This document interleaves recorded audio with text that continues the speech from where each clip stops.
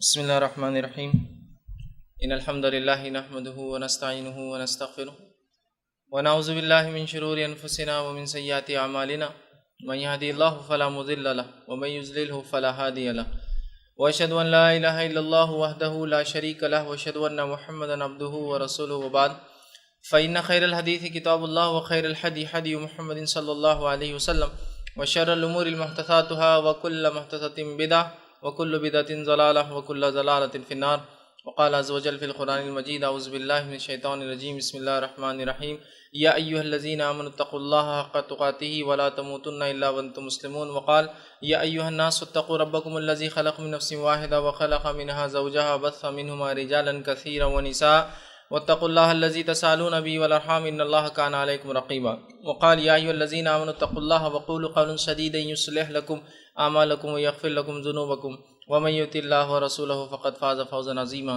اللهم صل على محمد وعلى آل محمد كما صليت على إبراهيم وعلى آل إبراهيم إنك حميد مجيد اللهم بارك على محمد وعلى آل محمد كما باركت على إبراهيم وعلى آل إبراهيم إنك حميد مجيد رب اشرح لي صدري ويسر لي أمري واحلل عقدة من لساني يفقهوا قولي اما بعد تمام تعریفیں اس اللہ عز و جل کے لیے لائق و زیبا ہے جو تمام جہانوں کا بنانے والا اور اسے پالنے والا ہے، اور درود و سلام اس کے آخری نبی محمد صلی اللہ علیہ وسلم پر۔ الحمدللہ ہم تمام یہاں اس ہفتے واری درس قرآن کے لیے جمع ہوئے ہیں۔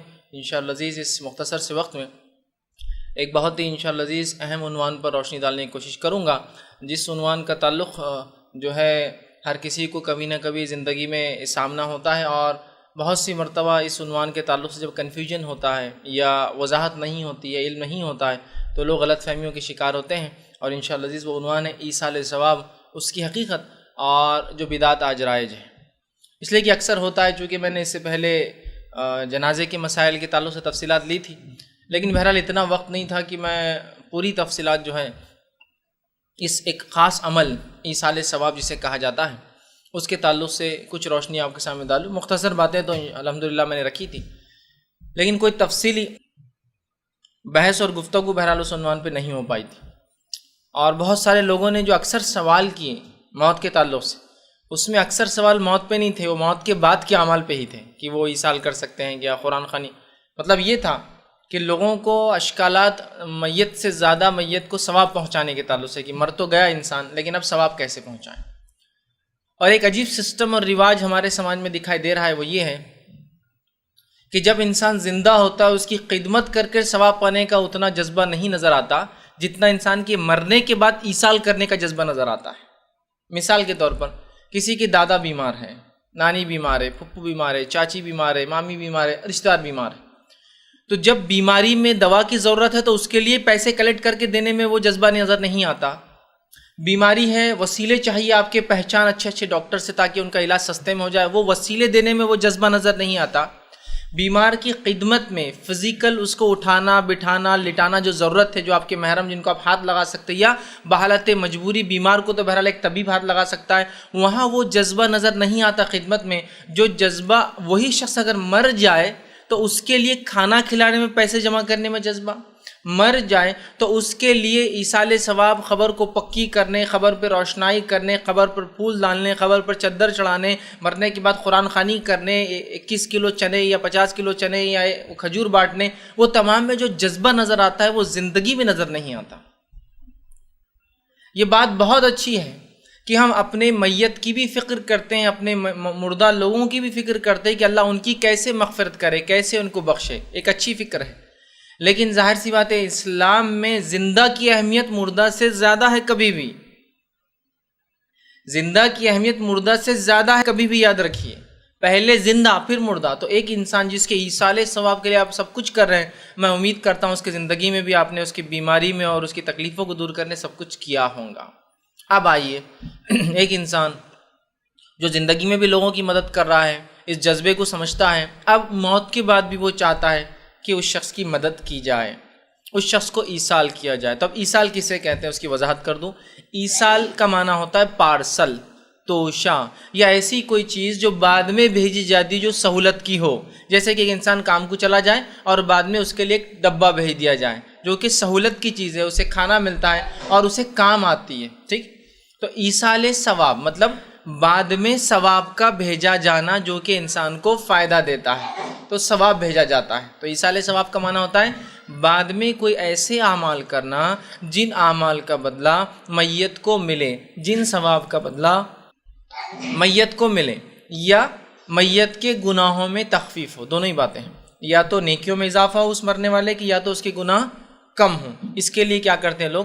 ایصال کرتے ہیں، پارسل کرتے ہیں، توشہ بھیجتے ہیں، بعد میں وہ کرتے ہیں۔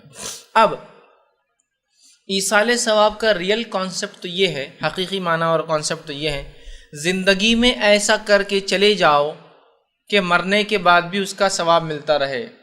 ایصال ثواب کا ہرگز معنی یہ نہیں ہے کہ زندگی بھر کچھ نہ کرو اور مرنے سے پہلے رشتہ داروں کو وصیت کر دو، یا زندگی بھر انسان کچھ نہ کرے اور مرنے کے بعد اس کے دوست، احباب، بیٹا، بیٹی، رشتہ دار، والدین اس کے لیے کوشش کریں۔ نہیں، ایصال کا ریئل کانسیپٹ یہ ہے میں اور آپ ہماری موت سے پہلے اس کے لیے کچھ کر جائیں کہ میرے مرنے کے بعد بھی میرا اکاؤنٹ ثواب کا چالو رہے۔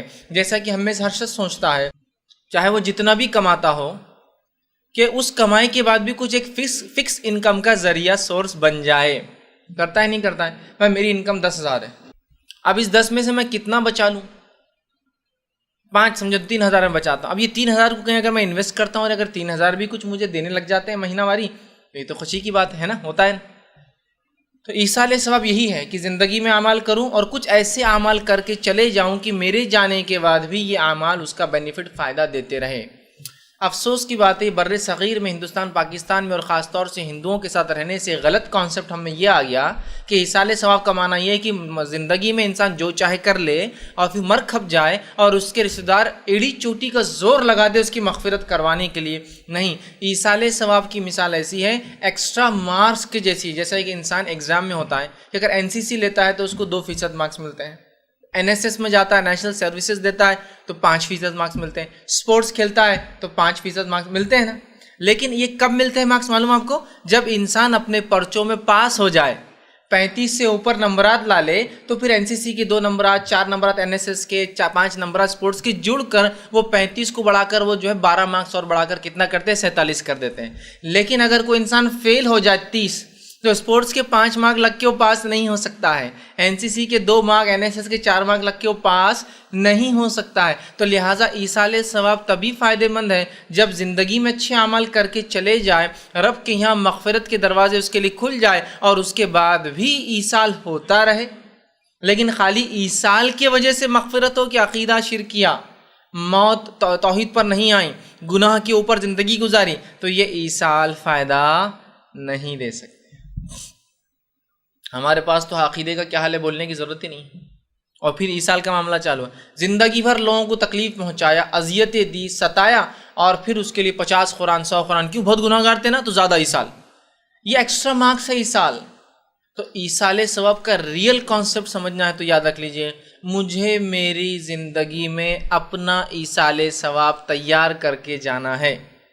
میرے رشتہ دار جو مجھے آج نہیں پوچھتے، پتہ نہیں کل کیا پوچھیں گے اور کیا ایصال کریں گے۔ میرے بچے جو آج میری قدر نہیں کر رہے ہیں، اس کا نتیجہ بھی میری تربیت کا ہی نتیجہ میں نے نہیں کی برابر، آج میری قدر نہیں کر رہے ہیں تو کل کیا پتہ میرے مرنے کے بعد کوئی دعا کر دے یا نہ کرے۔ تو سب سے بہترین چیز ہے میں مرنے سے پہلے اپنا ایصال آلریڈی تیار کر کے چلے جاؤں، اپنے بچوں پر ڈیپینڈ نہ رہوں۔ جیسا اپنے گھر کی تیاری آپ زندگی میں خود کرتے، پتہ نہیں بچے بناتے نہیں بناتے، یار اپنے کو اچھا گھر ہونا، ڈیپینڈ رہتے آپ کہ بیٹے میں نے آدھا چھت ڈال دیا تم آدھا ڈال دینا میرے مرنے کے بعد، نہیں، پورا ہونا، اپنے ایصال کی تیاری خود کرے۔ لیکن شریعت نے ایسے کچھ طریقے بتائے ہیں کہ انسان جب چلا جائے تو جانے کے بعد اس کو ثواب پہنچایا جا سکتا ہے یا اس کے لیے استغفار کیا جا سکتا ہے، اور وہ استغفار اللہ قبول بھی کرتا ہے۔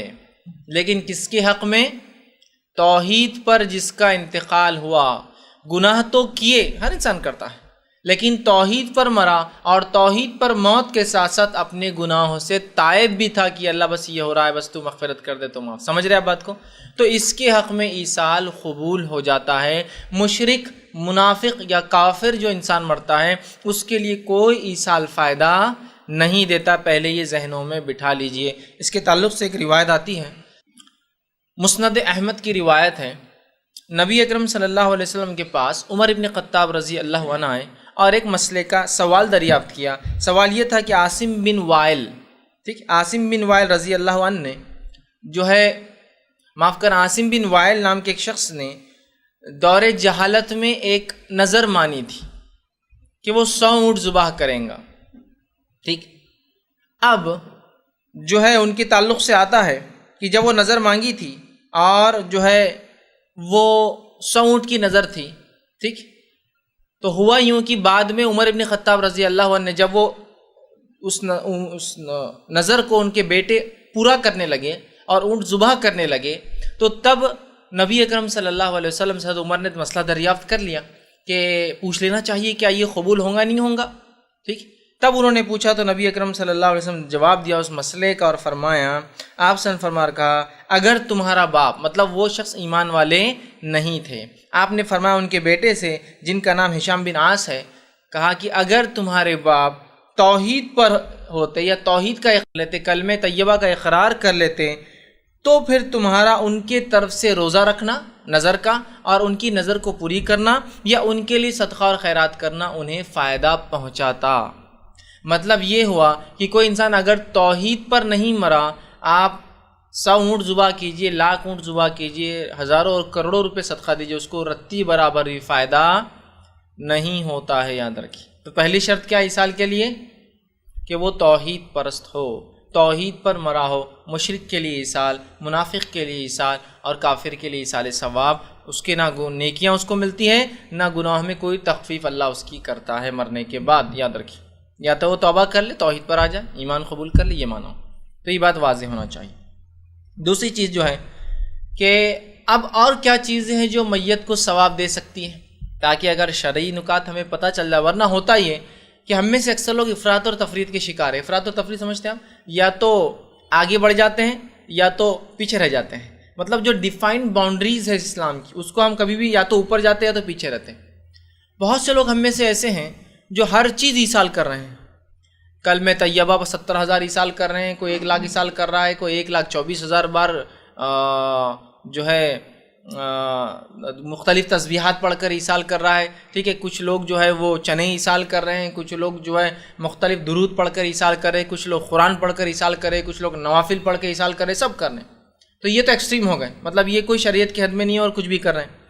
کچھ لوگ ایسے بھی ہو گئے کہ ان کو لگا کہ یہ لوگوں نے بدعتیں اتنی کی، انہوں نے سیدھے سے ایصال کا انکار ہی کر دیا، ارے ایصال کچھ ہوتا ہی نہیں، میاں زندگی میں جو ہے کر لو۔ نہیں، اسلام ان دونوں کے بیچ میں، اس بات کو ہم کو سمجھنا ہے، نہ افراط نہ تفریط، نہ آگے بڑھنا ہے نہ پیچھے رہنا ہے، یاد رکھیں، ٹھیک ہے۔ تو اصل کانسیپٹ کیا ہے ایصال کا، ریئل کانسیپٹ کیا ہے، اس کانسیپٹ کو میں رکھنے کی جو کوشش کروں گا۔ تو پہلی وضاحت تو میں نے کر دی، اپنے زندگی میں اپنے ایصال کا سامان تیار کر لو۔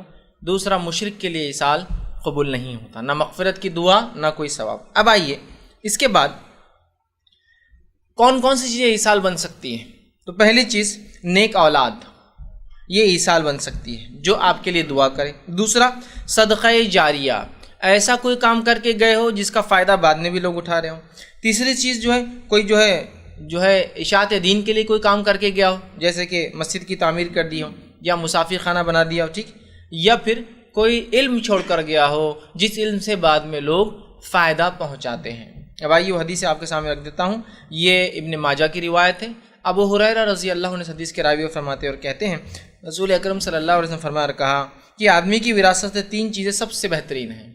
آدمی کی وراثت سے مطلب وہ جو چھوڑ کر جاتا ہے، ان چیزوں میں سے 3 چیزیں سب سے بیسٹ ہیں۔ وہ کیا کیا ہے آپ سن لیجئے، کیا فرمائے؟ نیک اولاد جو اس کے لیے دعا کرے۔ وراثت میں نیکی کے لیے، ایصال کے لیے جو بیسٹ چیز آپ چھوڑ کر جا سکتے ہیں وہ کیا ہے؟ نیک اولاد۔ کیا اس ایصال کے لیے ہم تیار ہیں؟ اللہ ماشاءاللہ کچھ لوگ بول سکتے ہیں ہاں کہ واقعی میں میرے بچے میرے لیے دعائیں مغفرت کریں گے۔ جو ہے اس کے لیے کوئی کوشش نہیں، جو نہیں ہے اس کے لیے سر پر پٹکا جا رہا ہے، یہ پہنچانا ہے وہ پہنچانا ہے۔ اولاد یہ ایصال ہے، اس کے لیے کوئی کوشش نہیں کہ میرے بچے کو میں اچھی سے اچھی عربی پڑھاؤں، میرے بچے کو میں خود کچھ چیزیں سکھاؤں تاکہ میرے لیے ایصال بن جائے میرا بچہ، میرے بچے کو میں اعلیٰ تعلیم، اعلیٰ تربیت، اعلیٰ اقتدار، اعلیٰ دینی جو ہے احکامات اسے میں سکھاؤں گا، اس کو میں دین کا پابند بناؤں گا، اس کو شریعت کا پابند بناؤں گا، اس کو میں دعائیں سکھلاؤں گا تاکہ میرے برنے کی بات کرے۔ اس کے لیے کوئی تیاری نہیں۔ کچھ لوگ اس لیے نہیں تیاری کہ وہ خود بیچارے سمجھ نہیں پائے، تربیت یافتہ نہیں. کچھ لوگوں کو بڑی شرم آتی ہے اپنے بچوں کو کوئی چیز سکھانے کو، شرم آتی ہے. دوسروں کے بچوں کے لیے خدمت کرتے ہیں، اپنے بچوں کو شرم آتی ہے. یہ ان کو کسی اور کے بچوں کو سکھاتے ہیں، کوئی اور آگے ان کے بچوں کو سکھاتے ہیں. سب سے بہترین مثال کیا ہے؟ اپنی اولاد بنائیے اس کو ایسا کہ وہ مثال بن جائے. دوسرا فرماتے آپ کہتے ہیں صدقۃ جاریہ، ایسا صدقہ کہ جس کا اجر انسان کو ملتا رہے. جاریہ کوئی عمل چھوڑ کر چلے گئے آپ، ٹھیک، کوئی مسجد بنا دی، مدرسہ وہ کر دیا، ہاسپٹل بنا دیا، یتیم خانہ بنا دیا، بیواؤں کے لیے وظیفہ باندھ دیا، مسکینوں کے لیے کوئی روزگار کا ذریعہ بنا کے چلے گئے، راستہ بنا دیا، سرکاری کوئی نل لگا دیا جس سے لوگ فائدہ اٹھا رہے ہیں، یا کوئی بورنگ کھود کر چلے گئے جس سے لوگ پانی، کوئی کنواں کھود کر چلے گیا اور لوگ اس سے فائدہ اٹھا رہے ہیں، کوئی جھاڑ لگا کر چلے گا جس کے سائے میں لوگ سو رہے ہیں اور جو ہے اس کا پھل کھا رہے ہیں اور وہ جانور اس کے پتے اور پھل کھاتے ہیں. یہ سب صدقہ جاریہ ہے. لیکن اس کی اہمیت کہاں جاگتی ہے؟ بہت سی بار گورنمنٹ مہم چلاتی ہے کہ جھاڑ لگاؤ. یہ تو اسلامی مہم ہے، جھاڑ لگاؤ، گورنمنٹ کی مہم نہیں ہے. ہمارے شہر ہرے ہو. نبی اکرم صلی اللہ علیہ وسلم فرماتے ہیں، صحیح مسلم کی روایت ہے، اگر تمہیں پتہ ہو کہ کل قیامت آنے والی ہے اور اگر تمہیں موقع ملے تو آج جھاڑ لگا دو. کل ہے لیکن آج لگا دو، موقع ملے تو. وہ کیا گورنمنٹ مہم چلائیں گی؟ یا رسول اکرم صلی اللہ علیہ وسلم مہم چھوڑ کر چلے گئے کہ گرین کرو، ہرا بھرا کرو اس دنیا کو. کل قیامت آنے والی پتہ بھی ہو تو آج موقع ملے جھاڑ لگا دینا چاہیے. کتنی اہم بات ہے نا. مطلب یہ نہیں کہ واقعے میں کل قیامت کسی کو پتہ چلیں گے، مطلب یہ کہ اگر تمہیں لگتا ہے کہ کل سب کچھ بھی برباد ہونے والا، کیا فائدہ، لیکن جھاڑ لگا سکتے ہو تو لگا دو. یہ معنی ہے. سمجھ رہے آپ؟ صدقہ جاریہ کی اہمیت بتائی جا رہی ہے نا کہ جھاڑ صدقہ جاریہ ہوتا ہے. جھاڑ بڑا ہو گیا، مسافر سو رہے ہیں، پرندے اس کے پھل کھا رہے ہیں، جنگلی پھل ہے سمجھ لیجیے، تو بھی پرندے اس کے پھل کھا رہے ہیں. اچھے پھل آتے ہیں تو انسان اس کے پھل کھا رہے ہیں. آپ صلی اللہ علیہ وسلم فرمایا کہ جو پرندے وہ پھل کھاتے ہیں، جو جھاڑ انسان لگاتا ہے، اس پھل کھانے کا جو نقصان ہوتا ہے اس کا بھی ثواب ملتا ہے مالی کو. آپ نے انار لگا دی، پرندوں نے کھا گیا، آپ نے جام، اس کا بھی اجر ہے روز قیامت آپ کو کہ پرندوں نے نقصان پہنچایا آپ کے جھاڑ کو. سمجھ رہے ہیں آپ بات؟ بہرحال تو کہا صدقہ جاریہ کچھ چھوڑ کر گیا جو کنٹینیو چل رہا ہے اس کے مرنے کے بعد، اور جس سے اجر ملتا رہے، اور اس کو سکھایا ہو علم جس پر لوگ اس کی موت کے بعد عمل کرے. اور ایسا کوئی علم سکھایا ہو جس کے بعد لوگ اس علم پر عمل کرے. یہ سب سے بہترین 3 چیزیں ہیں جو میرے مرنے کے بعد کام آ سکتی ہے. اب اس پر ہم کو محنت کرنا ہے، اور باقی وہ لوگ پہنچاتے نہیں پہنچاتے وہ چھوڑ دو لوگوں کو. میں کیا کر سکتا ہوں یہ ہے، اولاد کو تربیت، ثواب جاریہ. کوئی ایسا کام کر کے جاؤں لوگ فائدہ اٹھائے، ثواب جاریہ. یا پھر ایسا علم چھوڑ کر جاؤں جس علم سے لوگ نفع اٹھاتے رہیں، یہ بھی صدقہ جاریہ ہے. اور یاد رکھیے ان چیزوں کے لیے جو محنت کریں گا، اس کو سپورٹ کریں گا، وہ بھی صدقہ جاریہ میں شامل ہوتا ہے. ایک آدمی نے علم چھوڑ کر گیا، کتاب دب گئی تھی، آپ نے کتاب کو نکالا، چھاپ کر بانٹا، اس کے لیے صدقہ جاریہ، آپ کے لیے بھی صدقہ جاریہ کہ آپ نے اس علم کو واپس لا لیا. سمجھ رہے ہیں آپ؟ یہ بھی صدقہ جاریہ. صرف وہ نہیں اس کا لکھنا، آپ کا اس کو فروغ دینا، آگے بڑھانا، وہ بھی صدقہ جاریہ ہے.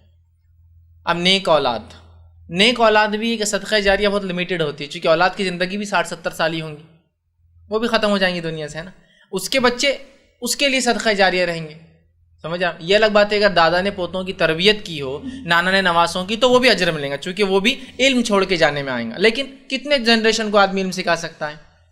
لیکن یہ بات کے دو جو ہے نا، کوئی چیز چھوڑ کر جائے، ٹھیک، یہ چیز چھوڑ کے جانے والا بھی صدقہ جاریہ بہت لمبا ہے، لیکن اس کی بھی کچھ لمیٹیشنز ہوتی ہیں. لیکن وہ تیسرا جو علم ہے نا، وہ بہت وسیع ہے. اگر صحیح علم دنیا میں چھوڑ کر گئے جس سے انسانیت فائدہ اٹھائے تو کیا صدقہ جاریہ، اس کی کوئی انتہا نہیں. اب دیکھیے، اندازہ لگائیے، صحابہ کے بعد محدثین نے حدیث جمع کی. محدثین کے لیے وہ حدیث جمع کرنا اور چھوڑ کے جانا کیا ہوا؟ صدقہ جاریہ. محدثین نے جو حدیثیں چھوڑ کر گئی، ان حدیثوں کو چھپا کر لکھ کر جس زمانے میں فروغ رہا، چھپا کے بڑھایا جا رہا ہے، یہ بھی کیا ہوا؟ صدقہ جاریہ. ان کتابوں سے جن جن لوگوں نے فائدہ اٹھایا، چھاپنے والے کو صدقہ جاریہ، لکھنے والے کو صدقہ جاریہ. تو علم کا دائرہ باقی سب چیزوں سے وسیع ہے. میں نے کنواں کھودا، 50 لوگ فائدہ اٹھائیں گے، 100 سال تک اٹھائیں گے، 200 سال تک بعد میں لوگ کچرا بھر دیتے ہیں اس میں، لیکن بہت لمبے عرصے تک اس کا بھی ثواب ہے. میں اس کو کمتر نہیں کہہ رہا ہوں، لیکن میں بتانا چاہ رہا ہوں علم ایک ایسا صدقہ جاریہ ہے جس سے پتہ نہیں کہاں کہاں تک لوگ فائدہ اٹھائیں گے. اور آج ہم دیکھتے ہیں محدثین نے جو حدیث جمع کی، فقہ جمع کیا، اور اس کے علاوہ علماء نے جو کتابیں لکھی جس سے انسانیت تقوی حاصل کر رہی ہے، اپنے گناہوں سے تائب توبہ کر رہی ہے، نیکی کی طرف بڑھ رہی ہے، ان کی تقریروں سے جن لوگوں نے پھر ان کو پڑھ کے اپنی تقریریں بنائی، ان تقریروں سے لوگوں کو ابھارا جن سے ان کی زندگیاں بدل رہی ہے، پتہ نہیں کتنے لوگ چین میں ہیں. اور چین مارکیٹنگ تو بہت اچھی سمجھ میں آتی ہے ہم کو، ہے نا. ایک 3 ممبر بنایا تو اپنا پیسہ ریلیز، وہ 3 بنایا تو ڈبل، وہ 3 بنایا تو ٹرپل، وہ 4 بنایا تو اپن لکھ پتی، 5 بنایا تو کروڑ پتی، چھٹی چین کے اندر بلینئر ملینئر، پھر بل گیٹ کے بازو جا کے بڑھ جاتا ہے آدمی. خیاسی اس میں وہ بہت سمجھتا ہوں کو برانچ، لیکن ثواب میں انہیں پتہ نہیں یار، اب جان دو ٹھیک دیکھیں گے. ثواب بھی نہیں سمجھتے، 1 کو سکھا دوں گا، 2 کو سکھائیں گا، 3 کو، 3 کا اس کا پورا ثواب، وہ تینوں کا بھی پورا ثواب، پورا مل رہا ہے، پارٹ بھی نہیں ملتا، یہ انکم پوری ملتی ہے چین سسٹم میں پورا، اس کو کچھ کم نہیں اور میرے کو پورا 100 کا 100. پھر وہ 3 کو سکھائیں گا، پھر اس کے بچے سیکھیں گے، یا کوئی ایک انسان مجھ سے اسلام قبول کر لے، پھر اس کی نسل اسلام قبول کر لیں گے، جب تک وہ اسلام پر چلیں گے وہ کتنا ثواب نظر آ رہا مجھے، وہ اس کے بیوی، اس کے بچے، اس کی نسلیں، پتہ نہیں 10-20 نسلیں اگر جی گئی اس کی نسلیں تو پورا ثواب میرا.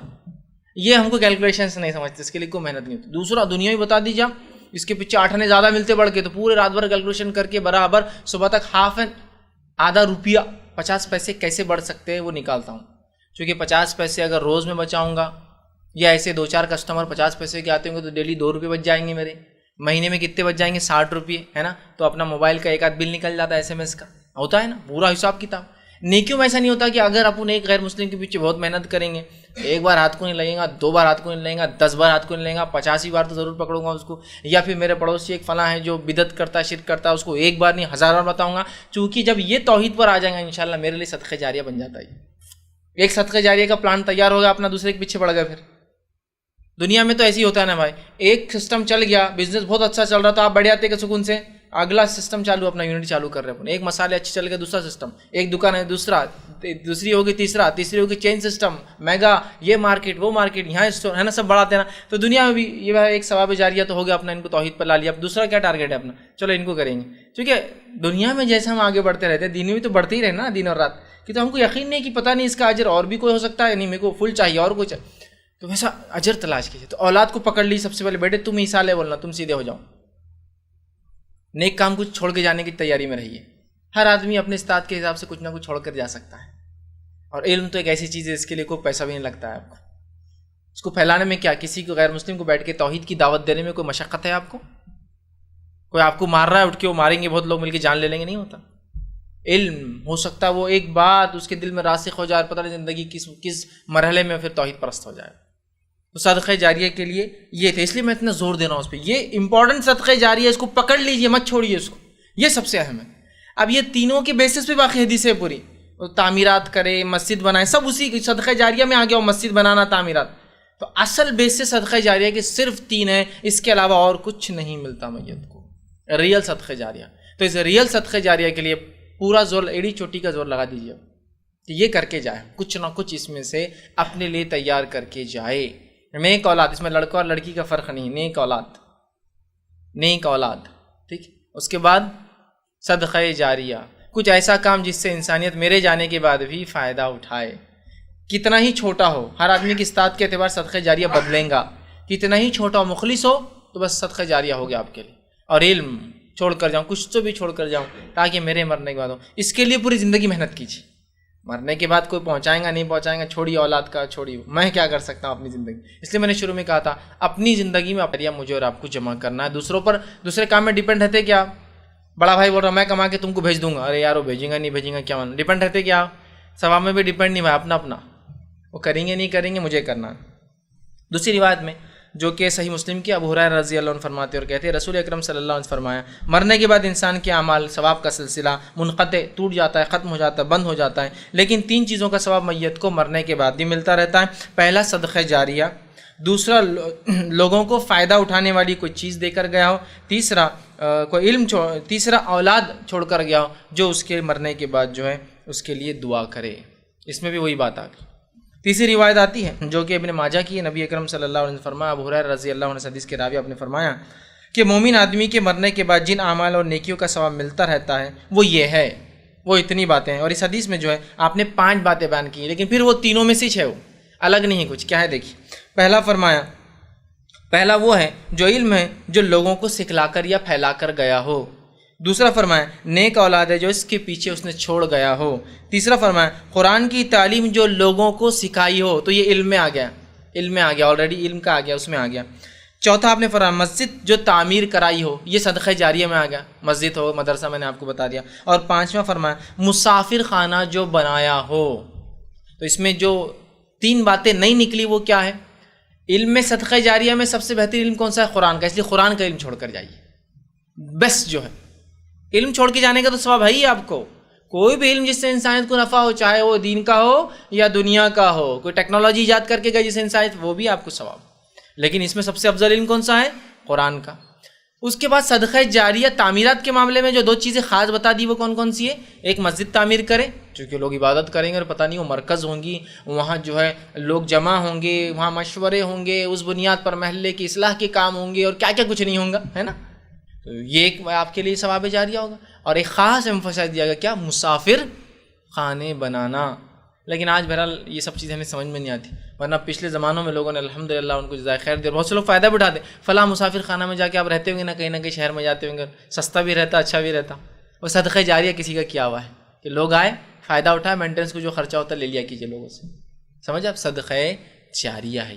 تو خاص طور سے علم میں قرآنی علم، تعمیرات میں مسجد، اور اس کے بعد آپ نے خاص زور دیا مسافر خانوں پر، چاہے پھر بیت اللہ میں لوگ حج کے لیے آئے تو وہاں کے مسافر خانے ہوں، یا کسی شہر مسافر خانے ہوں جہاں لوگ آ کر اس سے فائدہ اٹھائے۔ اور امت مسلمہ میں یاد رکھیے جب مسلمانوں کی حکومت تھی، ان مسافر خانوں کا چلن اتنا عام تھا کہ چپے چپے پہ مسافر خانے تھے جو لوگوں نے وقف کر رکھے تھے کہ جو مسافر آئے ان کو کرائے کی ضرورت ہی نہ پڑے ہمارے شہر۔ نہ صرف مسافر خانے بلکہ گھوڑوں کے باندھنے کے کھوٹے، اور ساتھ میں گھوڑوں کے کھانے کا سسٹم، اور ساتھ میں اس مسافر کے لیے بھی کھانے کا سسٹم تیار ہوتا تھا کہ مسافر جہاں رہیں گا، شہر والے لائیں گے کہ مہمان ہیں، اس کے گھوڑے جانور کو تک کھانا کھلاتے تھے، اس حد تک نظام تھا۔ آج بہرحال یہ تمام چیزیں ختم ہو گئی، چونکہ الگ ہی سال ثواب تیار ہو گیا ہمارے لیے، یہ سب ضرورت کا ہے ہم کو، ماڈرن ہے نا ہم تو، دین ماڈرن، سب سے ماڈرن ہے، اور وہ جب آیا تھا سب سے ماڈرن تھا اور قیامت تک یہی رہنے والا، اب اس میں کوئی تبدیلی نہیں، اب یہی کہاں ثواب جاری، اب دوسرے اپن کریں گے، مرنے کے بعد بیٹے 100 قرآن پڑھ دو، 50 رکعتیں پڑھ لینا، یہ کر دینا، یہ سب پتہ نہیں ہوگا،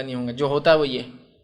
آئیے آگے، اسی طرح جو ایک اور روایت آتی ہے، صحیح مسلم کی حدیث ہے، ابو ہریرہ رضی اللہ عنہ اس کے راوی، آپ فرماتے اور کہتے ہیں کہ ایک آدمی نبی اکرم صلی اللہ علیہ وسلم دریافت کیا، میرا باپ وصیت کیے بغیر فوت ہو گیا ہے اور مال چھوڑ گیا ہے، میرے والد وصیت کیے بغیر فوت ہو گئے، انتقال کر گئے اور پیسہ چھوڑ گئے، مال چھوڑ گئے، میں اس کی طرف سے صدقہ کروں تو کیا اس کے گناہ معاف ہوں گے؟ تو کیا میں اس کے طرف سے صدقہ کروں وہ مال تو کیا اس کے گناہ معاف ہوں گے؟ آپ نے فرمایا ہاں، اور بالکل سیدھی ریلیشن والی بات ہی نہیں، انسان جو کماتا ہے اس کا اسے اجر ملتا ہے، اس آدمی نے کمایا بغیر وصیت کے مر گیا، لیکن وارث نے اس کے نام سے خرچ کر دیا تو اس کو ثواب ملے گا، ظاہر سی بات ہے، اور وارث کو بھی ملے گا، کیوں؟ اس لیے کہ وہ وارث کا حصہ تھا، لیکن وارث پھر بھی اس کے نام سے خرچ کر رہا ہے۔ سمجھ رہے ہیں آپ بات کو؟ لیکن اس میں یہ چیز کا دھیان دے، بہت سی بار میں نے دیکھا جب وراثت کا معاملہ آتا ہے تو بھائی کیا کرتے ہیں، معلوم، وراثت لے لیتے اور بولتے بہنوں کا وراثت صدقہ کر دیا ابا کے نام سے، چونکہ تم کو ابا نے جہیز دیے تھے نا، یہ کیے تھے نا، وہ کیے تھے نا، تو تمہاری صدقہ اور ہماری ہم لیں گے۔ ارے واہ، یہ کون سا اصول ہوا بھائی؟ صدقہ تو اپنے مال سے خرچ ہوگا، بہنوں کا صدقہ کر سکتے آپ؟ وہ تو ان کو دینا پڑے گا، دینے کے بعد وہ صدقہ کرے یا خود کھا جائے، ان کی مرضی ہے۔ یہ کیسا ہوگا آپ پہلے صدقہ کر دیں کسی کو؟ دیکھا ہوں میں نے ایسے کہ گھر ہے، بولے یہ گھر ہے یہ ہے، اور گھر میں سے کتنے 3 مہینوں کا ایسے تمہارا صدقہ کر دے رہے ہیں ابا کی، تم کو ابا نے بہت کی محنت کی، تم پر یہ کی، نوکریاں لگائے، تمہاری شادیاں کی، یہ کیے، تو وہ ہو گیا اور ہم لوگ رہیں گے۔ یہ کون سا؟ وہ تو دینا پڑے گا، وارث آ رہا ہے، کہہ رہا ہے میرے ابا کی کوئی وصیت نہیں تھی، لیکن جو مال ملا ہے انہی کا ہے جو وراثت میں، کیا میں خرچ کروں تو ان کو ثواب ملے گا؟ تو آپ نے کہا چونکہ ظاہر سی بات ہے وہ اس کا مال تھا، اور اب وارث کا ہے، لیکن وارث چونکہ صدقہ کر رہا ہے، وارث کو بھی ملے گا اور میت کو بھی ملتا ہے۔ سمجھ رہے؟ بہت سے لوگ کیا کرتے، جھگڑا نہیں ہونا بلکہ وراثت میں پوری وراثت صدقہ، نہیں، پوری وراثت صدقہ نہیں ہو سکتی۔ آپ کے گھر میں 10 حصے ہو رہے وراثت میں، 10 حصے کیے جائیں گے، آپ کو اپنا کرنا آپ کر دیجیے، آپ کو اختیار ہے، 9 کو آپ کو دینا پڑیں گے، یعنی دیکھو میں کر رہا ہوں اس لیے تم سب کو بھی کر دے رہا ابا کے لیے، نہیں، یہ 9 آپ کے آپ کو کرنا کیجیے، میں نے میرا کر دیا، ختم۔ آپ کو بھی اجر، ابا کو بھی اجر ملیں گا، یا امی کو بھی اجر ملیں گا، جو بھی تھا آپ جس کے آپ کو وراثت آئی اس کو بھی ملے گا۔ سمجھ رہے ہیں؟ تو آپ نے کہا بالکل مل سکتا ہے، اور وہ صحابی نے اس کو خرچ کر دیا۔ سمجھ رہے ہیں بات؟ اب آئیے، اسی طرح مسند احمد کی روایت ہے، جو ہے سعد بن عبادہ رضی اللہ عنہ حدیث کے راوی فرماتے ہیں کہ نبی اکرم صلی اللہ علیہ وسلم ایک روایت سے عرض کیا گیا، اللہ کے رسول میری ماں فوت ہو گئی. ایک صحابی نے آ کے کہا اور فرمایا کہ مطلب انہوں نے ہی عرض کیا، معاف کرنا، سعد بن عبادہ نے، کہ میری والدہ کا انتقال ہو گیا ہے، کیا میں ان کی طرف فوت شدہ کی طرف کچھ، میری جو ہے ماں جو فوت ہو گئی ہے، کیا میں اس کی طرف سے صدقہ کروں؟ آپ صلی اللہ علیہ وسلم فرمایا ہاں تم صدقہ کرو اس کی طرف سے. تو انہوں نے سوال کیا، حضرت سعد بن عبادہ نے رضی اللہ عنہ نے، کہ دریافت کیا کہ کون سا صدقہ بہتر ہے؟ تو آپ نے فرمایا پانی پلا لوگوں کو، پانی پلا لوگوں کو. اس لیے کہ عرب میں سب سے اشد ضرورت پانی کی ہوتی ہے. پانی کی بڑی آج نہیں ہے لیکن اس زمانے میں تھی. تو محدثین اس کی شرح میں لکھتے ہیں جو چیز جس زمانے میں سب سے زیادہ ضرورت کی ہو اس کو دینا چاہیے. اگر آج بھی پانی کی کمی تو پانی کیجیے، ورنہ آج حال یہ ہے کارپوریشن کے لل پانی دھڑا دھڑ لا کے گرا رہے آپ کے اس میں، کہ پھر بھی ایک آدمی بولتا ہے میں بور ماروں گا اس کے بازو. ضرورت نہیں ہے نا وہاں.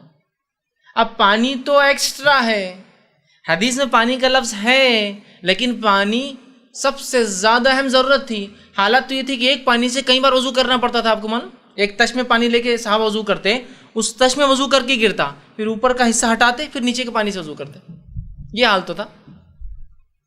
پانی پینے کے لیے، جانور کے لیے بہت اہم تھا، یاد رکھیں، ٹھیک ہے. تو لہٰذا پانی آج کے دور میں جو سب سے زیادہ ضرورت آپ کو لگتی ہو اس میں آپ ڈالیے. پانی آج ہم جس علاقے میں نیڈ نہیں ہے. ہاں کوئی کہے کہ میرے پاس پیسہ اور کیا میں افریقہ میں بورنگ کھداؤں، بہت افضل عمل ہے، بالکل کھدائیے جا کر. وہاں پینے کا پانی اتنا گندا ہوتا ہے، لوگ اتنے گندے پانی پی کے زندگی جی رہے، جن پانیوں کو ہم نالی کا سمجھتے وہ لوگ پی رہے ہیں. تو میں کہوں گا بہت آپ کے اثر رسوخ ہے، آپ کو لنک ہے، اور بڑا سستا بھی ہوتا ہے وہاں کا. آپ کرائیے کو مسلم افریقی غریب ممالک میں، جہاں ایک بورنگ سے پتہ نہیں پورا شہر فائدہ اٹھا سکتا ہے. ایسا کر سکتے ہیں، وہ کوئی مسئلہ نہیں. آج ہی وہاں ضرورت ہے، لیکن آج باقی علاقوں میں، اورنگ آباد جیسے علاقوں میں، مہاراشٹر کے علاقے میں کہاں ضرورت ہے پانی کی. وہ ضرورت نہیں ہے کہ انسان مر جا رہے ہو پانی نہ ملے، جیسا عرب میں تو تھا. لیکن بہرحال یہ بھی ایک کام ہے، آپ کر سکتے ہیں، لیکن یہی ایک کام نہیں صدقہ جاریہ ہے. ورنہ ہر کوئی میت مرتے ایک بورنگ کھدانا، ارے مسجد میں 2 بورنگ ہو گئی، نہیں میرے باپ کی بھی لی نا، تیسری بورنگ، چوتھی بورنگ. وہ بولتے یار کتنے بورنگ کرائیں گے، ختم ہو گیا نا معاملہ. نہیں کہیں اور نہیں کرانے کا، یہاں بہت لوگ آتے ہیں کراتے ہم بورنگ. کیوں؟ تو حدیث میں پانی کا لفظ ہے، لیکن ضرورت وہاں جہاں آپ بورنگ کرا رہے ہیں نا، اس بورنگ کرنے والی کبھی حالت دیکھ کے کبھی اس کو دے دینا صدقہ کہ یار تو گھر بنا لے اپنا 25,000 لے لے میرے سے. کیا زندگی گزارتا ہے وہ. میں وہی کہہ رہا ہوں نا، میت کے لیے جو تڑپ ہے نا، زندوں کے لیے وہ تڑپ باقی نہیں رہی ہم میں. وہ بورنگ کرنے والا پتہ نہیں وہ سڑی ہوئی روٹیاں کھا رہا ہے، پتہ نہیں کہاں سے لا کے سکی ہوئی ڈبا کے. دیکھیے مشین کے نیچے سوتے رہتے، کبھی وہ خیال نہیں آتا کہ بورنگ ثواب جاریہ کے لیے اگر اس انسان کی زندگی بنا دوں گا تو یہ کیا ثواب جاریہ ہوں. وہ کیلکولیشن ہی نہیں رہا، بس معاملہ الگ ہی ہے ہمارا تھوڑا سا. وہ ٹارگٹ کیجیے اپنے آڈینس کو، ثواب کو ٹارگٹ کیجیے، کہاں مجھے کرنا ہے، کس سے میں حاصل کروں گا اور کتنا مجھے لینا ہے ثواب. جیسا ہم منافع کیلکولیٹ کرتے ثواب بھی کیلکولیٹ کیجیے ہر چیز کے اندر. اسی طرح نیک اولاد جو کچھ بھی کام کرتی ہے اس کا ثواب از خود بخود والدین کو مل جاتا ہے. اس کے لیے کوئی عمل کرنے کی ضرورت نہیں. بہت سی بار لوگ پوچھتے ہو کیا کرنا صدقہ جاریہ کے لیے، ایسا پہنچانے کے لیے. تو بہت سے لوگ کو بھی کام کرتے بولتے اللہ اس عمل کا فائدہ ابا کو دے دیں، اس عمل کا فائدہ امی کو دے دیں، دعا کرتے. اچھا آپ کوئی کام کیا کبھی بھول گئے تو ارے اس سال کرنا بھول گیا، میں ابا کو پہنچانا بھول گیا.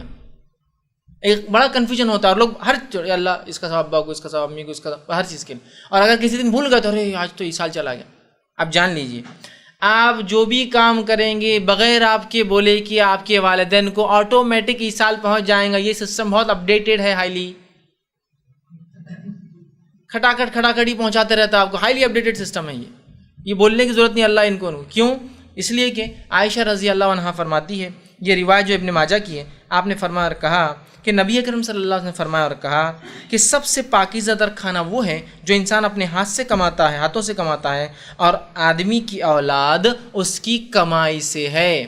ٹھیک کہ سب سے پاکیزہ تر کھانا جو ہے آدمی جو اپنے ہاتھ سے کماتا ہے اور کمائی ہے، اور آدمی کی اولاد اس کی کمائی سے ہے. مطلب انسان کو اپنی کمائی کے ہر حصے کا بدلہ ملتا ہے، اور اولاد آدمی کی کمائی میں سے ہے. تو آٹومیٹیکلی جب اولاد کمائی ہے، ارننگس ہے، اسی لیے تو پچھلی حدیث میں کیا کہا گیا، وراثت میں جو 3 چیزیں چھوڑ جاتا ہے اس میں سب سے افضل اولاد ہے. مطلب اولاد وراثت بھی ہے، اولاد کمائی، اور کمائی وراثت بنتی ہے بعد میں، یاد رکھیں. حالانکہ وہ وارث بھی ہے لیکن وہ وراثت بھی ہے. مطلب آدمی جو چھوڑ کر جا رہا ہے اس کی نیک اولاد اس کی وراثت ہے اور اس کی کمائی بھی ہے، اور ہر انسان کو اس کی کمائی کا بدلہ ملتا ہے. تو لہٰذا آٹومیٹیکلی جو نیک اولاد ہے، جو بھی عمل کرتے ہیں، وہ کہے نہ کہے اس کا اجر ان کے والدین کو شفٹ ہوتا رہتا ہے، چلا جاتا ہے. چلا جاتا ہے. سمجھ رہے آپ؟ تو وہ خاص اللہ ان کو پہنچا دے، ان کو پہنچا دے، ارے آج تو بھول گیا میں پہنچانا. کوئی ضرورت نہیں، کوئی ضرورت نہیں. آپ جو کریں گے پہنچ جائیں گے، جو کریں گے پہنچ جائیں گے. ٹھیک. اسی طرح جو ہے دعا میت کے لیے نفع بخش ہوتی ہے، یہ بھی ایصال کی جا سکتی ہے. دعا میت کے لیے نفع بخش ہو سکتی ہے، اور میت کی نظر پوری کرنا جو اس نے نظر مانگی تھی، ٹھیک، اور جو ہے اس کے لیے استغفار کرنا، یہ بہترین تحفہ ہے. ٹھیک. حدیث کے الفاظ اس طرح سے ہیں. حدیث جو ہے مسند احمد کی روایت ہے، حضرت عائشہ رضی اللہ عنہا اس کی راوی و فرماتی اور کہتی ہے نبی اکرم صلی اللہ علیہ وسلم نے فرمایا کہ بقی جو مدینہ کے قبرستان ہے، آپ وہاں تشریف لے گئے اور اہل بقی کے لیے دعائیں کی. آپ نے بہت ساری دعائیں کی. جب گھر آئے تو حضرت عائشہ رضی اللہ عنہا نے پوچھا کہ آپ کہاں گئے تھے؟ تو آپ صلی اللہ علیہ وسلم نے فرمایا کہ میں بقی گیا تھا، اس لیے کہ مجھے حکم ہوا تھا کس کی طرف سے؟ اللہ کی طرف سے مجھے حکم ہوا تھا، اور فرمایا مجھے اللہ کی طرف سے اہل بقی کے لیے دعا کرنے کا حکم دیا گیا تھا. مطلب نبی اکرم صلی اللہ علیہ وسلم نے اہل بقی کے لیے دعائے مغفرت کی یاد رکھی. ٹھیک. ویسے بقی کا نام بقی غرقد یہ زیادہ صحیح نام ہے. جنت البقی اس کو کہنا یہ ثابت سنت سے نہیں ہے. بقی غرقد چونکہ اس میں غرقد نام کا ایک پودا اگتا تھا، اس لیے اس کو بقی، جیسے ہر قبرستان میں کچھ نہ کچھ اگتا ہے، وہاں ایک جھاڑ اگتا تھا اس کو غرقد بولتے ہیں. تو بقی غرقد یہ سنت سے نام ثابت ہے، جنت البقی نام ثابت نہیں سنت سے. ٹھیک. بہرحال تو بقی غرقد مجھے حکم دیا گیا تھا میں جاؤں اور اہل بقی کے لیے دعا کروں. اسی طرح دوسری روایت آتی ہے جو عبداللہ ابن عباس رضی اللہ عنہ حدیث کے راوی بہقی کی روایت ہے. آپ نے فرمایا اور کہا میت کی مثال قبر میں ایسی ہوتی ہے، جو لوگ مر جاتے ہیں ان کی مثال قبر میں ایسی ہوتی ہے کہ ڈوبنے والے اور فریاد کرنے والے کی طرح. قبر میں انسان کی کیفیت ایسی ہوتی ہے جیسا ڈوبنے والا سامنے کھڑے ہوئے انسان کو فریاد کرتا ہے مجھے ڈوبنے سے بچاؤ. تو آپ فرماتے ہیں قبر میں میت کی مثال ایسی ہوتی ہے جیسے ڈوبنے والا فریاد کرتا ہے، فریادی اس طرح ہوتی ہے جو اپنے ماں باپ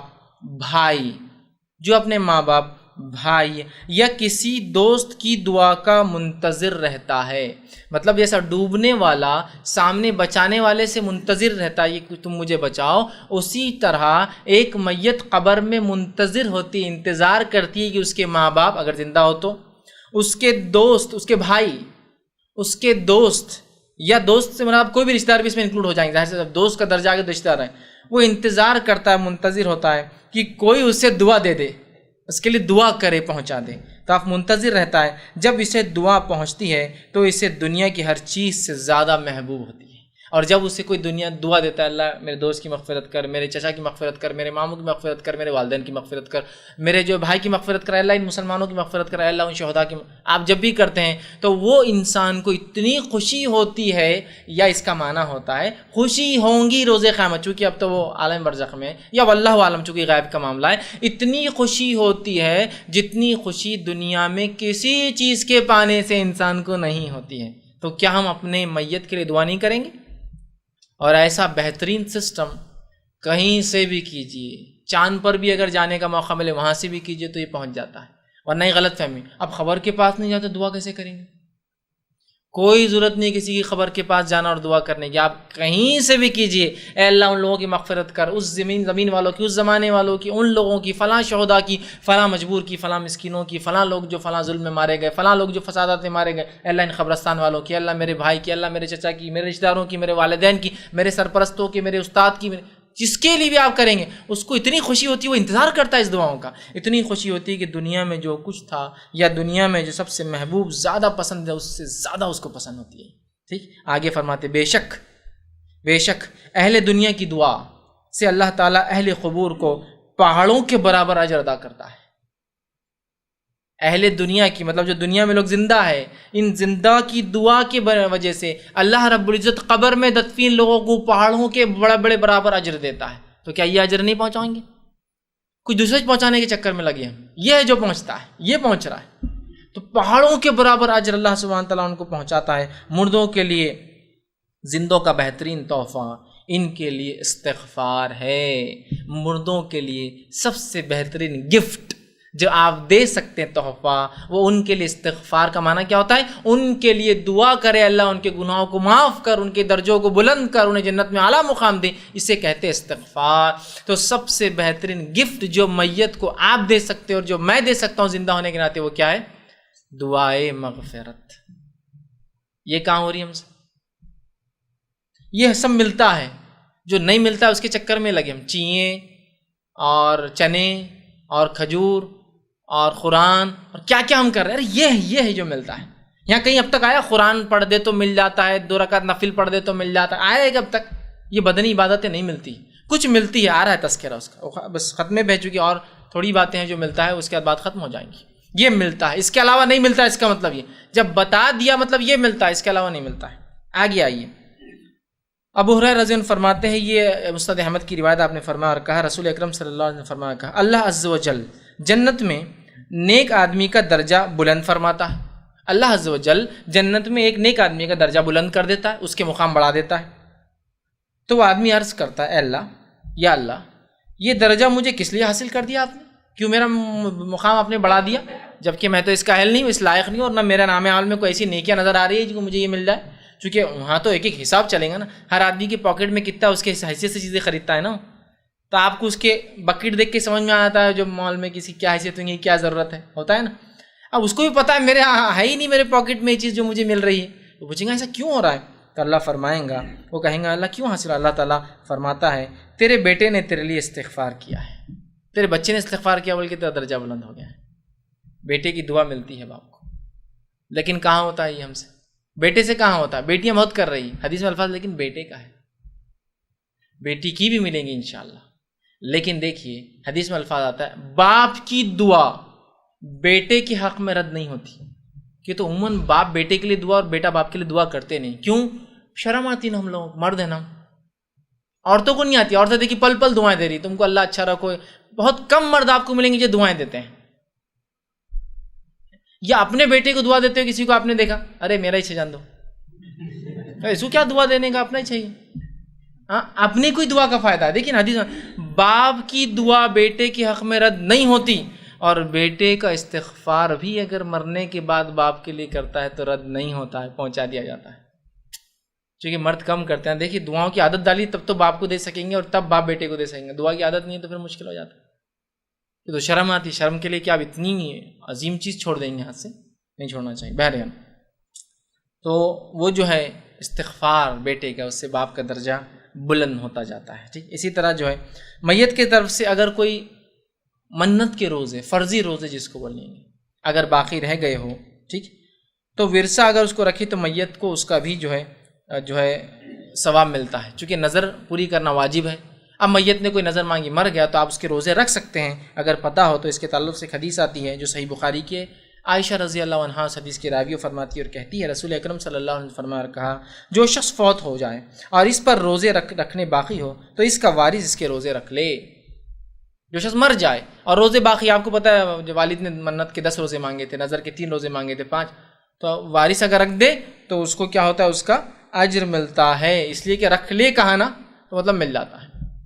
تو آپ یہ پورا کر سکتے ہیں۔ اب یہ کہاں پورا ہوتا ہے؟ کوئی سوچ نکو بھائی ابا کتنے بھی روزے مانگ لیے، اپن کیوں پوچھنا، پوچھ کے تو اپن پھنس جا رہے، پوچھو ہی مت، ہو رہا ہے نہیں ہو رہا ہے۔ جو پہنچتا ہے وہ نہیں پہنچاتے، جو نہیں پہنچتا ہے اس کو، مطلب جس کو بولیں گے جو جاتا ہے اس کو نہیں بھجا رہے، جو نہیں جاتا اس کو گھسڑ کے بس میں ڈال رہے، اب تو جائی، تو کو جانا ہی پڑے گا۔ وہ بول رہا میں جاتا ہی نہیں ادھر، میرا کام ہی نہیں ادھر۔ یہ حصال جاتا ہے، یہ جاتا ہی نہیں ہے حصال جو ہم کر رہے ہیں، جو پہنچتا ہے اس کو پہنچائیے۔ اسی طرح جو ہے میت نے اگر کوئی ایسی نظر مانگی ہو جو شرعی نظر ہو، غیر شرعی نظر پوری نہیں کر سکتا وہ حرام، شرعی نظر مانگی ہو، ایسا روزے تو ایک چیز ہے، اس کے علاوہ کوئی نظر مانگ لیا، اللہ اس کو صدقہ دوں گا، پڑوسی کو یہ کام کر دوں گا، اس کو چھوڑ دوں گا، اس کی نوکری میں لگا کے دے دوں گا اگر اللہ میرا ایک کوئی نظر، کوئی بھی شرعی نظر مانگی ہو، عبادت کے معاملے میں کچھ بھی شرعی نظر مانگی ہو، اور اگر وہ پورا نہ کر سکا ہو، اس کے وارث پورا کرے تو اس کو ثواب ملتا ہے۔ آئیے حدیث اس طرح سے ہے، یہ صحیح مسلم کی روایت ہے، نبی اکرم صلی اللہ علیہ وسلم فرماتے ہیں، اور عبداللہ بن عباس رضی اللہ عنہ حدیث کے راوی وہ کہتے ہیں کہ حضرت سعد بن عبادہ رضی اللہ عنہ نے رسول اللہ صلی اللہ علیہ وسلم سے اپنی ماں کی نظر کے بارے میں سوال کیا۔ ایک تو پہلے سوال کیا پہنچانا، آپ سوال کر رہے ہیں کہ ان کی والدہ کی کوئی نظر مانگی ہوئی تھی، منت مانگی ہوئی تھی، نظر کے بارے میں سوال کیا جسے پورا کرنے سے پہلے وہ فوت ہو گئی ہے، تو آپ صلی اللہ علیہ وسلم نے فرمایا اپنی ماں کی طرف سے نظر پوری کر، مطلب وہ نظر کو آپ پوری کر دو۔ تو اگر آپ کی میت جو ہے کوئی نظر کر کے جاتی ہے جو جائز نظر تھی، اس نظر کو وارثین کیا کر سکتے ہیں؟ پورا کر سکتے ہیں۔ مثال کے طور پر اگر مجھے فلاں ہو جائے تو اللہ میں 1000 روپے صدقہ دوں گا، اب لیکن وہ نہیں رہے، تو آپ والد والدہ کی طرف سے 1000 روپے صدقہ کر سکتے ہیں، اس کا اجر ملنا۔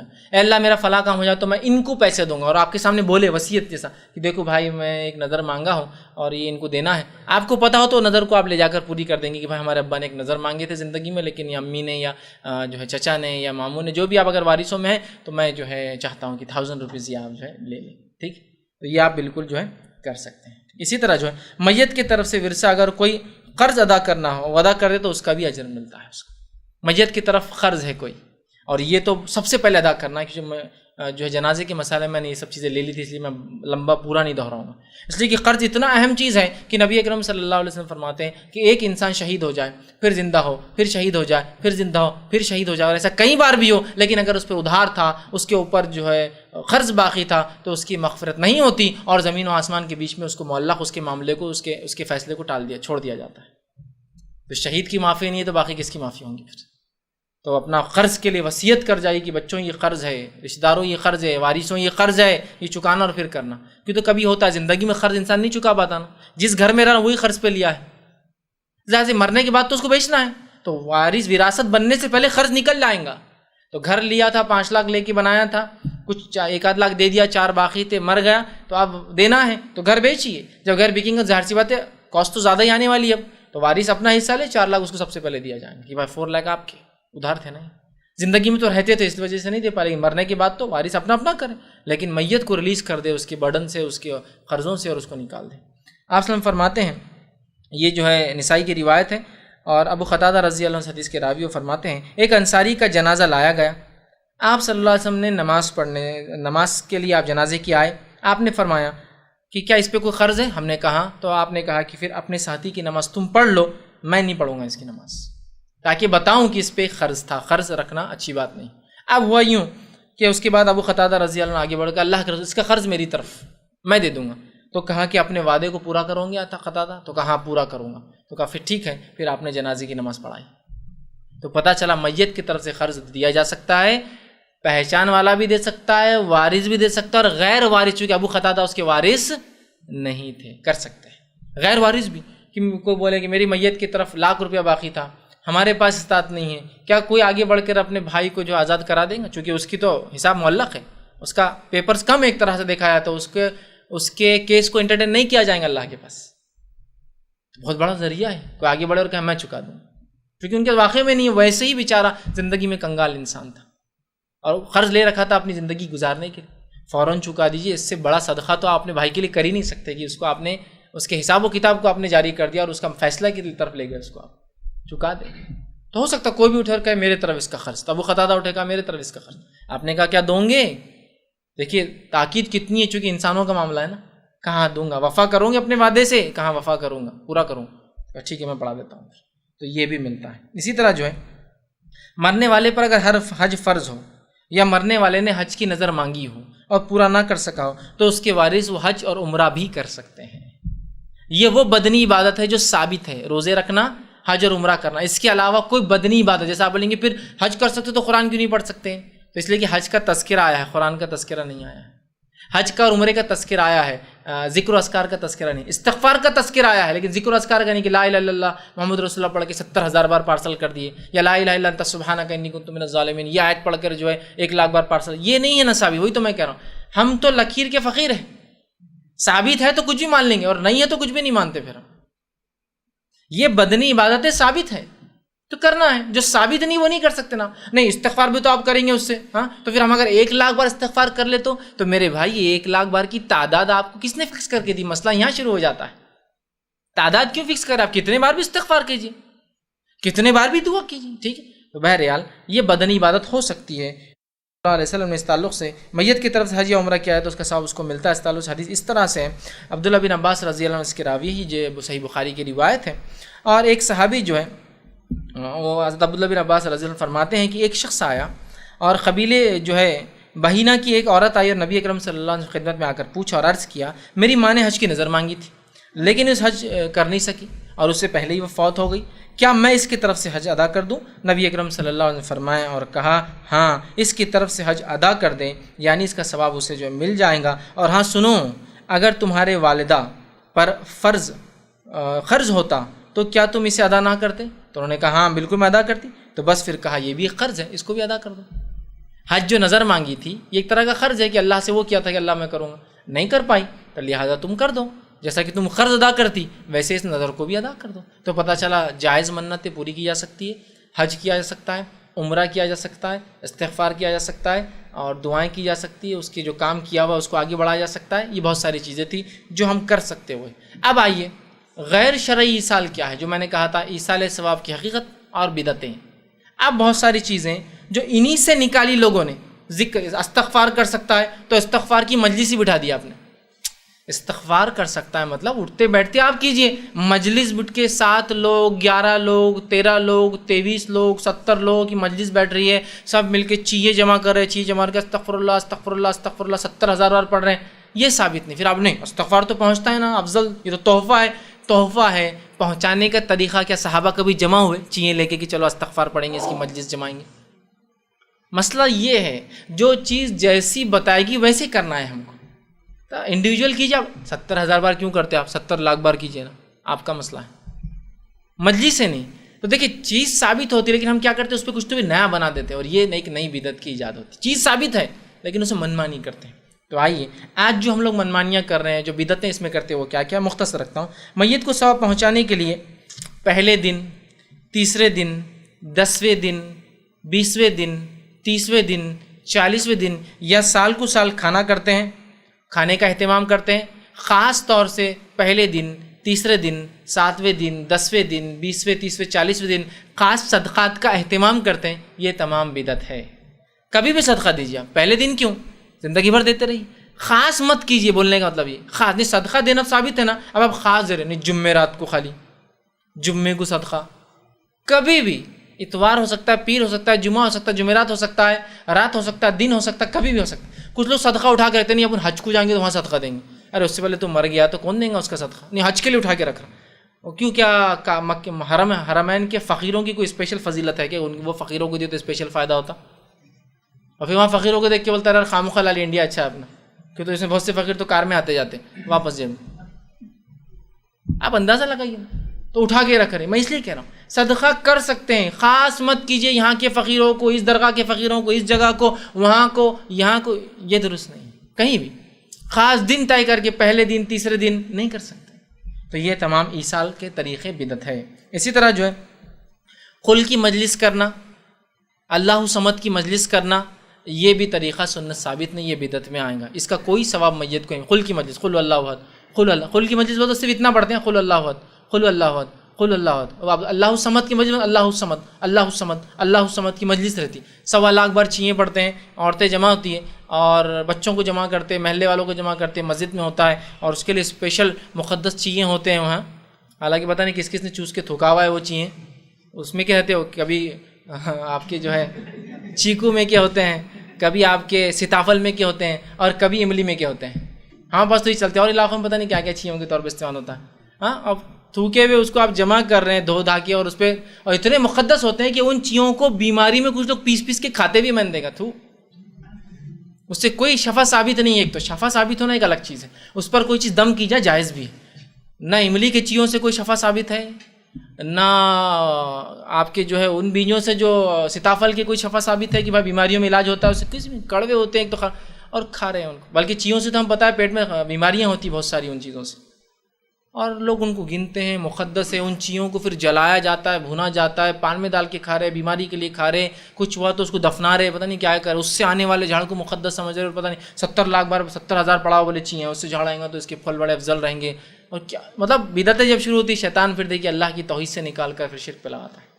اسی طرح جو ہے میت کو ثواب پہنچانے کے لیے ہر جمعرات کو کھانا دینا، یہاں پر بہت خاص ہوتا ہے، جمعرات کی رات کھانا دیتے ہیں کہ شام میں چلو وہ کھانا ان کو دو۔ دیکھیے میت کی طرف سے کھانا دن رات، صبح شام، ناشتہ، دوپہر کا، رات کا، کچھ بھی کیا جا سکتا ہے، خاص طور سے جمعرات کی رات دینا سنت نہیں ہے، اور اس لیے بولے جمعرات کو دینا کہ جمعرات کے دن مردوں کو ریلیز کیا جاتا ہے مغرب کے ٹائم پہ، پھر وہ مردے سب جمع ہوتے ہیں، اور جب ہم صدقہ کرتے ہیں کھانا تو وہ صدقہ نہیں، وہ ان کو پہنچ جاتا ہے نا۔ اور دلیل تو بہت بہترین ہے، یہ ہمارے حاتم طائی ہے۔ ایک دن حاتم طائی نکل جاتے، جمعرات کی رات ہوتی ہے، ایک قبرستان میں پہنچتے تو سارے مردوں کو آسمان سے کھانا اترتا رہتا ہے۔ حاتم طائی پکچر سب نے دیکھی ہوں گی، سب مردے کھاتے، ایک مردے کو کھانا نہیں آتا ہے۔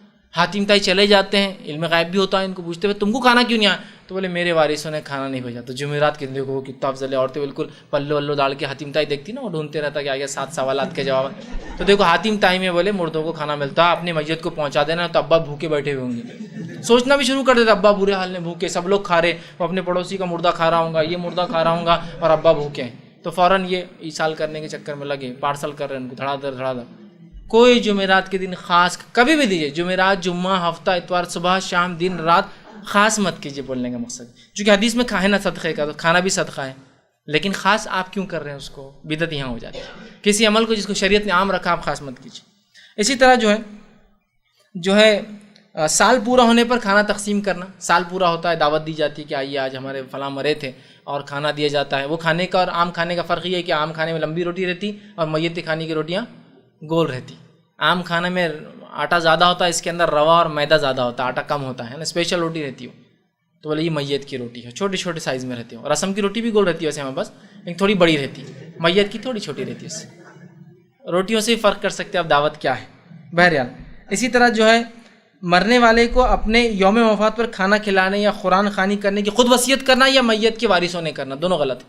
یا تو میت بھی کوئی وصیت کرتی کہ میرے مرے بعد 100 قرآن پڑھنا، اتنے لوگوں کو کھانا کھلانا فکس کر کے کہ جمعرات تو کھلاتے رہنا، یا پھر وارث کبھی کرتے ہیں، یہ دونوں بھی درست نہیں ہیں۔ اسی طرح اجرت پر بلا کر لوگوں سے قرآن خوانی کرنا، ویسے قرآن خوانی کرنے کا ثواب میت کو نہیں ملتا، لیکن اجرت تو بلاتے ہیں کہ 50 بچوں کو بھیج دو، 100 روپے کے حساب سے بچے آتے، 5000 ڈونیشن دو مدرسے کو، بچوں کو کھانا کھلانا اور لے جا کے چھوڑ دینا۔ تو گاڑی بھر کے بچے آتے ہیں، 5000 روپے ڈپازٹ کر کے لانا پڑتا ہے، کھانا کھلا کے لے جا کے چھوڑنا پڑتا ہے، یہ ثواب نہیں ملتا، اور یہ میت کو ثواب پہنچانے کا جائز طریقہ نہیں ہے۔ اسی طرح جو ہے میت کو اپنی جائیداد سے قرآن خوانی کرنے کے لیے یا کوئی غیر مسنون عبادت کے لیے خاص پیسے نکالنے کا حکم دینا کہ بھائی یہ خرچ کرو۔ میت خود مرنے سے پہلے بول رہی تو وارث ایسی وصیت کو نہ مانے کہ بھائی اتنے قرآن کرا دینا۔ ہاں قرآن دینا صدقہ، مطلب قرآن خرید کر کسی کو پڑھنے دینا، یہ تو صدقہ ہو سکتا ہے، اس لیے کہ آپ نے ایک کتاب دی جو کہ علم کے اندر ہے، لیکن پڑھوانا وہ درست نہیں، یاد رکھیے۔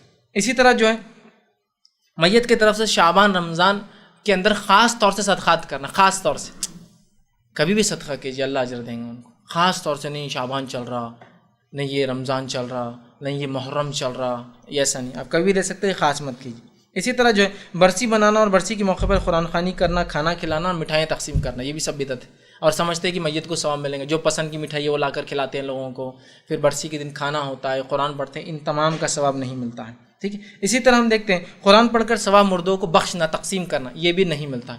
قرآن پڑھنا ایک ایسی بدنی عبادت ہے جو زندگی میں میت کو خود کرنا تھی، نماز پڑھنا ایک ایسی بدنی عبادت ہے جو میت کو زندگی میں خود کرنا تھی، اس کا نہیں پہنچتا۔ حج اور عمرے کے تعلق سے حدیث ہے، صدقات کے تعلق سے حدیث ہے، ذکر جو خاص ہے استغفار کرنا، کچھ ذکر جو ملتا وہ ہے، لیکن اس کے علاوہ حدیث ہے کیا؟ نہیں، تو نہیں کر سکتے ہم، دلیل ہے تو ہم کام کریں گے، نہیں تو نہیں کریں، تو اس کا ثواب ملتا ہے، لیکن قرآن پڑھ کے مردوں کو بخشنے کی کوئی دلیل کتاب و سنت سے ثابت نہیں ہے۔ اسی طرح جو ہے بسم اللہ کا قرآن پڑھنا، میت کو ثواب پہنچانے کے لیے ہر آیت پہ ہاتھ رکھتے ہیں اور بولتے ہیں بسم اللہ الرحمن الرحیم، یا بسم اللہ بسم اللہ بسم اللہ بسم اللہ بسم اللہ، یہ ہر لائن پہ بسم اللہ بسم اللہ بسم اللہ بسم اللہ بول کے ہاتھ پھیرتے ہیں اور اس کو بسم اللہ، کچھ لوگ سائڈ میں رکھتے ہیں، کچھ لوگ پورا پھیرتے ہیں، بسم اللہ کا قرآن مت، پورے قرآن کو بسم اللہ بسم اللہ بسم اللہ اور بولتے ہیں یہ میت کو بخش دیا گیا، اس کا ثواب میت کو نہیں ملتا، یہ بدعت ہے۔ اسی طرح جو آیت کریمہ کی مجلس کرنا، چیوں پر، موتیوں پر، منکوں پر آیت کریمہ لا الہ الا انت سبحانک انی کنت، ٹھیک، اور یہ پڑھنا، اور یہ بہت سی بار تو میت جب تک نہیں اٹھتی جب تک کہ بولے ایک توشہ تو ایک پارسل تو کرنا ہی ضروری ہے۔ ایک جگہ ایک میت کو 5 گھنٹے رکایا گیا، میں تھا اس میت میں، چھوٹے تھے ہم لوگ، دیکھ رہے تھے کیا ہو رہا، تو نہیں بولا یہ مجلس ختم نہیں ہوئی، ہے کہ مجلس تو آیت کریمہ کی، میت کے دفنانے سے پہلے آیت کریمہ ایک پارسل ہو جانا اس کو بولے، اس کے لیے عورتیں بیٹھ گئی، اور یقین جانے اب ظہر سے مغرب تک بیٹھے ہو اور ایک بھی نماز نہیں پڑھے، کہ تو کیا کر رہے تھے، وہ مردے کو ایصال کر رہے تھے نا۔ اب ان کے ایصال کو کون آئیں گا جو اتنی نمازیں چھوڑ دی، اگر مر جائے تب تو نہیں ایصال، میں نے شروع میں کہا نا، اس لیے کہ مردے کو ثواب پہنچانے کی اتنی انٹینسٹی کہ زندہ رہنے کے لیے جو چیز چاہیے اس کی بازو فقیر بھوکا ہے اس کو کھلانے کی اتنی فکر نہیں، جتنا مر گیا انسان تو اس کے نام سے کچھ وہ کرنے کا اور خود کھانے کی اتنی فکر، کھلانے کی نہیں، عجیب ایک مزاج، یا وہ زندہ تھا تو اس کو کھلانے کی اتنی تڑپ میں تھی جتنا اس کے نام سے کھانے کی تڑپ ہے ہمارے پاس۔ تو بہرحال وہ اس کو نہیں ملتا. یاد رکھیے 1.25 لاکھ بار 70,000 بار لا الہ الا اللہ کے لوگ توشے بنا کے پہلے سے رکھ دیتے ہیں. مطلب 70,000 بار ایک، 70,000 بار دو، 70 مطلب اسٹاک رہتا ہونا کہیں تو ورچوئل اسٹاک پورا بھرا ہوا رہتا ہے. اور حالت تو یہ کہ پارسل بھی کر دیتے ہیں. جیسی کسی کی موت کی خبر آئی، اے اللہ اسٹاک میں سے ایک ان کو، اور بولتے میں نے 70,000 تمہارے ابا کو شفٹ کر دیا بس. وہ بولتے شکریہ. بہت سے لوگ آتے بھی، بہت سی عورتیں ہوتی ہیں بوڑھی محلوں میں، ان کے آتے کہ وہ ہمارے ابا کا انتقال ہوگا، ایک پارسل کر دی 70,000 کا. بولتے ٹھیک ہے، وہ ایک 70,000 کا اسٹاک میں سے لیا اور آپ کو دے دیا. مطلب یہ رکھتے کیسا ورچوئل اٹھا کے اسٹاک میں پورا یہ 70,000 کے سلاٹس کہ ایک نکالتے اور دے دیتے. اور پھر وہ بولتا شکریہ جزاک اللہ. پھر وہ ساڑی لاتے ان کے لیے، مصری، کاجو، بادام، کھجور، ایک مخصوص تعداد میں ایک شین میں رکھ کے لال کپڑا ڈھک کے کہ آپ نے 70,000 کا توشہ دیا تو ہمارے طرف سے. اور پھر وہ عورت کو زندگی بھر اپنا ولی یا اپنا ذمہ دار مانتے وہ لوگ پورے کہ نہیں وہ عورت یہ بات نہیں، انہوں نے 70,000 ہمارے میت. پھر اگلی بار کے لیے انہوں ان کے خاندان کے لیے تیار کر کے بولتے میں نے دیکھو 5-6 اور اسٹاک تیار کر کے رکھا، کوئی بھی ہو جائے تمہارے پاس تو آ جانا. مطلب ایک طرح سے وہ بدعا دے رہا کہ تم مرو، اسٹاک تیار ہیں. اور بالکل احترام سے جاتے نہیں، انہوں نے ہمارے لیے پورے ایسال تیار کر کے رکھے. کو مر گیا تو بیٹے ہماری مغفرت انہوں پہلے. مطلب یہ تو ایسا ہوگا کہ بھائی اپنے جو پولیس والا گورنمنٹ نے کھڑی کی اپنا اس سے معاملہ جمع ہوا ہے، گئے پیسے پھینکے کہ اپنا کام ہو جاتا، ویسا حل کر دیا آپ نے کہ بس مرو اور ادھر سے ایک ایسال مرو اور ادھر سے ایک پارسل دے رہا. 70,000 بار کا لا الہ الا اللہ، 1.25 لاکھ بار کا جو ہے آیت کریمہ اور مختلف بہرحال چیزیں ہوتی پڑتی. اس کا کوئی وجود اور اس کے کوئی وہ نہیں ہے. اسی طرح جو ہے جو بہت سے لوگ جو ہے جمعہ کے دن قبر کی زیارت کرنا اور یہ سوچنا کہ اس سے ان کا اکیلا پن دور ہوتا ہے، ان کو ثواب ملتا ہے. اور پھر قبر پر جا کر جو ہے سر کی طرف سے سورہ بقرہ کی کچھ آیتیں پڑھنا اور پیر کی طرف سے پورا سورہ یاسین پڑھنا، یا آدھا سورہ یاسین سر کی طرف آدھا سورہ یاسین پیر کی طرف پڑھنا، یہ سنت ثابت نہیں، بلکہ قبرستان میں قرآن پڑھنے کی ممانعت ہے، منع ہے. نماز و قرآن نہیں ہوتا قبرستان میں، ٹھیک ہے. لیکن بہرحال لوگ کرتے ہیں اور خاص زیارت کرتے ہیں. اور جو زیارت نہ کرے بولتے رہے تم اپنے میت کو اکیلا چھوڑتے بیٹھے ہو، بیچارہ اکیلا رہتا ہوں گا، جمعے کے دن بھی تم ملنے نہیں آ رہے، اور پتہ نہیں کیا کیا عقیدے لگے. اسی طرح ہم دیکھتے ہیں کہ جو ہے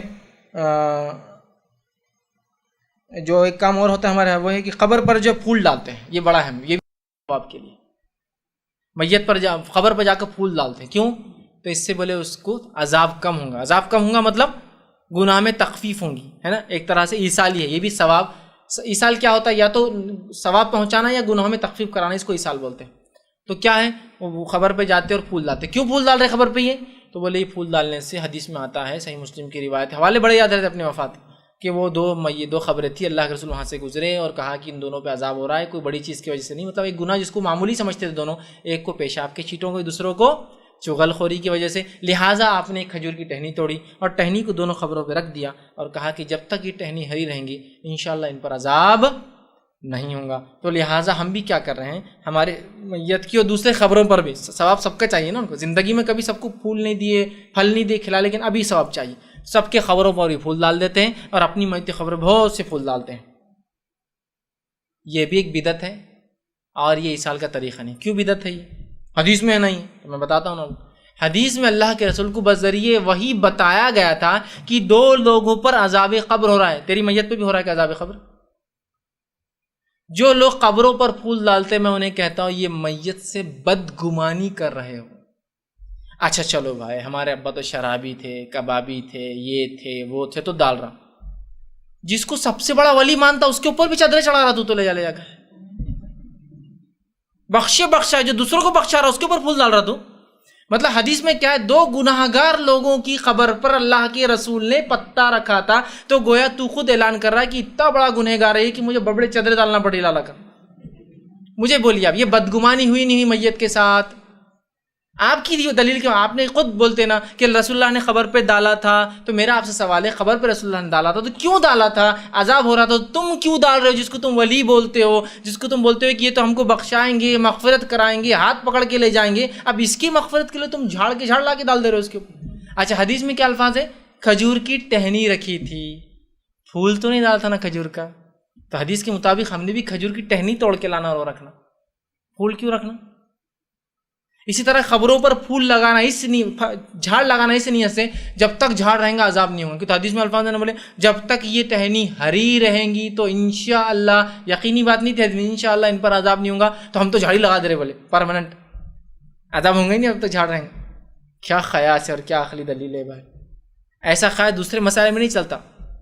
یہاں بڑا چلتا میت کے ساتھ. میں نے کہا نا میت کوئی مر جائے تو وہاں مفتیان کا ڈھیر رہتا ہوں. آپ منہ کھولنے سے پہلے ایک فتویٰ آتا ہے وہ غلط ہے وہ، تو آپ کو سن لینا پڑتا ہے بھائی غلط ہے وہ، چلو. چونکہ وہ ایسا لڑنے کو آئیں گا جیسا اس کے باپ کی خبر بن رہی ہو اور اس میں کچھ غلطی ہو رہی. اتنا اس معاملے میں برداشت نہیں کرتا میں، ہاں مسلمان کا معاملہ ہے. لیکن دیگر نماز کے مسائل میں سے کچھ پڑھتا ہی نہیں تو اب کیا معلوم رہیں گے اس کو مسائل نماز کی کیا ہے. حالت تو یہ. تو بہرحال تو خبر پہ پھول ڈالنا کہ اس کو ثواب ملتا ہے یہ بدعت ہے، اس لیے کہ آپ نے ایک گناہ گار کی ڈالی تھی اور مجھے اور آپ کو نہیں پتہ اللہ اس کے ساتھ کیا کر رہا ہے. تو لہٰذا مردے کے ساتھ بدگمانی رکھنا شریعتاً جائز نہیں. ہم کو ہر کسی سے اچھا گمان رکھنا، آپ اچھے سب اچھے جب تک کہ آپ کی برائی سامنے نہ آئے. تو لہٰذا وہ بھی اچھا ہے. ہو سکتا ہے موت کے وقت توبہ کر لی رب سے، تو کیوں بدگمانی کرتے ہو، ہے نا. اور وہ غائب سے وحی کے ذریعے آپ کو بتایا گیا تھا، مجھے کہاں وہی آتی ہے جو مجھے پتہ چلے اس وقت کیا ہو رہا ہے. لہٰذا یہ بھی غلط ہے. اسی طرح جو ہے میت پر جو ہے زیارت کو گئے تو پیسے رکھنا، یہ بھی ایک عجیب بات ہے. اس سے بولے میت کی مغفرت ہوتی ہے. بہت سے لوگ مردے کو دیکھنے جاتے ہیں، ابھی وہ تدفین نہیں ہوئی، اس کی لاش پڑی ہے اور لاش پر پیسے رکھتے ہیں. جیسا وہ رکھتے ہیں نا دلہن کے ہاتھ میں لڑکی دیکھنے گئے تو فلاں، تو میت پہ بھی پیسے رکھ کے جاتے اور وہ جو میت والے رہتے وہ اس کو اٹھا کے بازو کر دیتے صدقہ بول کے اس کے نام سے. میت پر کیش رکھتے ہیں. اسی طرح میت کے سینے پر لا الہ الا اللہ محمد رسول اللہ لکھتے کیسے سرمے سے. اس طرح میت کے پیشانی پر لکھتے لا الہ الا اللہ محمد رسول اللہ سرمے سے، اس کا کوئی ثواب نہیں. اسی طرح میت کو تدفین کرتے وقت عہد نامہ، اس کے علاوہ قرآن، اس کے علاوہ مختلف کتابیں، اس کے علاوہ مختلف لیٹرز، یہ ولی کا لیٹر، وہ پیر کا لیٹر، ان کا لیٹر کہ یہ دو وہ دو بول کے پورا اس میں ریٹرن، یہ سب چیزیں جائز نہیں. اس کا کوئی میت کو ثواب نہیں ملتا یا گناہ میں تخفیف، چونکہ ایصال اسی کو کہتے ہیں تو ثواب میں بڑھوتری یا گناہ میں تخفیف یہ نہیں ہوتا. اسی طرح جو ہے ہم دیکھتے ہیں جو ہے کہ ثواب کی نیت سے جو ہے عہد نامہ، قرآن رکھنا یا سینے پر کوئی چیز لکھنا، سر پر کوئی چیز لکھنا، یہ تمام چیزیں درست نہیں ہیں اور غلط ہیں. تو یہ چند باتیں تھیں جو ہمارے سماج میں ثواب کی نیت سے لوگ کرتے ہیں جو صحیح نہیں ہیں، اور وہ چند باتیں تھیں ابتدا میں جو ایصال پہنچتا ہے تو کوشش کریں جو ایصال پہنچتا ہے اس کو پہنچائے، اور یہ باقی بدعتی ایصالوں سے، من گھڑت ایصالوں سے، بے بنیاد اور بے دلیل ایصالوں سے اپنے آپ کو بچائیں. اب ایک آخری بات کی بات ختم کروں گا. بہت سے لوگ نہیں کر لیے تو کیا ہوا، یہ سب سے بڑا بم رہتا ہے. کر لیے تو کیا ہوا، نہیں حدیث میں نہیں نماز نہیں ملتی لیکن کر لیے تو کیا ہوا، نہیں قرآن میں نہیں ہے فلاں لیکن پڑھ لیے تو کیا ہوا. اب بہت مشکل ہو جاتی. دیکھیے شریعت جو ہے اس کی ایک حکمت ہے. انسانی ذہن سوچ سمجھ کے اعتبار سے شریعت نے ہم کو کیا کیا، اتنا ہی دیا جتنا ہم یاد رکھ سکتے ہیں آسانی سے. شریعت کا اصول یہ ہے کہ کچھ چیزوں کا کرنا بتا دیا اور کچھ چیزوں جس سے بچنا ہے اس کو بتا دیا تاکہ باقی چیزیں آپ سمجھیں. جیسے مثال وضو کن چیزوں سے نہیں ٹوٹتا وہ بتانا زیادہ بہتر ہے یا کن چیزوں سے ٹوٹتا وہ بتانا زیادہ بہتر ہے. کہ تو کن چیزوں سے نہیں ٹوٹتا کی فہرست بنائیں گے تو کروڑوں چیزیں جن سے نہیں ٹوٹتا ہو، لیکن کن سے ٹوٹتا بتانا بہت آسان ہے. 5-6 چیزیں ان سے ٹوٹ جاتا، ختم ہو گیا نا. مطلب باقی چیزوں سے نہیں ٹوٹتا، سمپل ہے. اب اگر میں یہ کہوں کہ سیب کھانے سے وضو نہیں ٹوٹتا ثابت کر کے بتاؤ تو کہاں سے بتاؤں گا میں؟ کہ تو کس سے ٹوٹتا وہ بتا سکتا ہوں، نہیں ٹوٹنے کی دلیل نہیں ملیں گی چونکہ شریعت نے اس کو چھوڑ دیا. تو اسی طرح ایصال کیسے ملتا ہے بتا دیا، کن سے نہیں ملتا چھوڑ دیا. چونکہ بہت لمبی فہرست بنیں گے نا، ان سے نہیں ملتا، اس سے نہیں ملتا، قرآن پڑھنے سے نہیں ملتا، نماز پڑھنے سے نہیں ملتا، یہ کرنے سے نہیں ملتا. کیا ملتا بتا دو تو باقی آپ سمجھ جائیں، شارٹ اینڈ سویٹ، آپ کو یاد بھی ہو جاتا آسانی سے. تو شریعت نے حکمت کے ساتھ جو ہوتا ہے بتا دیا. آپ تو بولیں گے کر لیے تو کیا ہوا، تو گویا آپ شریعت سے زیادہ حکیم ہیں، اللہ کی ذات زیادہ حکیم ہے، آپ کو زیادہ معلوم ہے. اور صحابہ اور رسول اللہ صلی اللہ علیہ وسلم کو جو چیز نہیں معلوم ہے آپ کو وہ پتہ چل گئی. یہ ہوا پھر اس کا آپ کیا کریں جو بول رہے ہیں کیا ہوا تو یہ ہوا، سمجھ رہا کہ آپ نے زائد کر دیا. تو کیا کرنا ہے بتا دیا گیا، باقی چیزوں سے آپ کو رکنا ہے یاد. تو لہٰذا یہ ہے ایصال کے طریقے. اور یہ جو چیزیں رائج تھی، جو میں نے رائج چیزوں کے بارے میں بتایا جو بدعتیں ہیں، یہ مختلف زمین زمانوں سے بدل سکتی. یہ میں نے ہندوستان کے اور اپنے ماحول کے حساب سے رکھا، کہیں کچھ اور کہیں کچھ اور ہوتا ہوں گا، آپ سمجھ جائیے. اور کچھ بھی ہوتا ہوں گا تو سوال کرنے کی مجھ سے ضرورت ہی نہیں، اس لیے کہ کیا ملتا ہے میں نے پورا رکھ دیا الحمدللہ. تقریباً میں نے کوشش کی اس کی عنوان پورا رکھوں.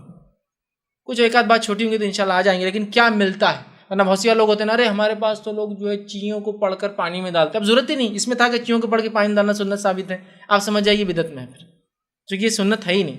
ٹھیک ہے، تو لہٰذا سمجھنے کی ضرورت ہے. تو لہٰذا کیا ہوا تو آپ نے ایک بدعت ایجاد کی اور یہ بتایا کہ اللہ کے رسول اور صحابہ کو جو چیز نہیں معلوم ہے ہم کو پتہ چلی. اسی پہ اپنی بات ختم کروں گا. اللہ رب العزت سے آخر میں دعا ہے کہ اللہ سبحانہ تعالیٰ کہنے سننے زیادہ عمل کی ہمیں توفیق عطا فرمائے. ہم تمام کے لیے جو ہے کتاب و سنت کو سمجھنا اور اس سے عمل کرنا آسان کرے. جب تک ہمیں زندہ رکھے، اسلام اور ایمان پر زندہ رکھے. خاتمہ ہمارا ایمان پر ہو. آخر دعوانا الحمدللہ رب العالمین. سبحان ربک رب العزت عما یصفون وسلام علی المرسلین والحمدللہ رب العالمین.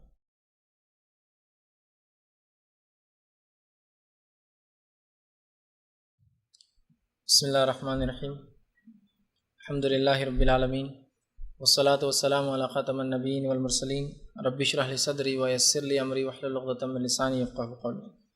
اگر کوئی سوال ہو تو آپ اپنا ہاتھ اٹھائیں، انشاءاللہ اس کیمرہ آپ تک لایا جائیں گا اور اس کے بعد اپنا سوال اس میں کریں۔ ایک سوال میرے خواتین کی طرف سے آیا تھا، وہ لیتے ہوئے انشاءاللہ مردوں سے ہم سوال کریں گے۔ کسی نے ایک سوال کیا کہ میت کی طرف سے لوگ 40 دن کھانا دیتے ہیں، کیا یہ ضروری ہے؟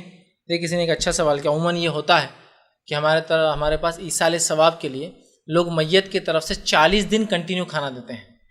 40 دن، یہ دن طے کر کے اس طرح سے 40 مرتبہ کسی ایک ہی انسان کو کھانا کھلانا، یہ سنت سے ثابت نہیں ہے۔ آپ میت کی طرف سے ثواب کے لیے زندگی بھر کھلائیے، 2 دن کھلائیے، 1 دن کھلائیے، 40 دن خاص کرنا بدعت ہو جائیں گا۔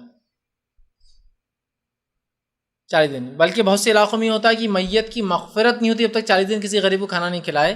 تو کچھ خاندان ہوتے جو صرف کھانا کھانے کے لیے تیار رہتے، پورے شہر کے صرف کھانے کھاتے جا کے، جو بھی مر جاتا ان کے گھروں کے، تو ان کو بلایا جاتا ہے مختلف ناموں سے، وہ کہیں شاہ پکارے جاتے ہیں، کہیں فلاں پکارے جاتے ہیں، وہ خاندان ہوتے ہیں اور صرف آ کے کھاتے صدقات لیتے ہیں آپ کی۔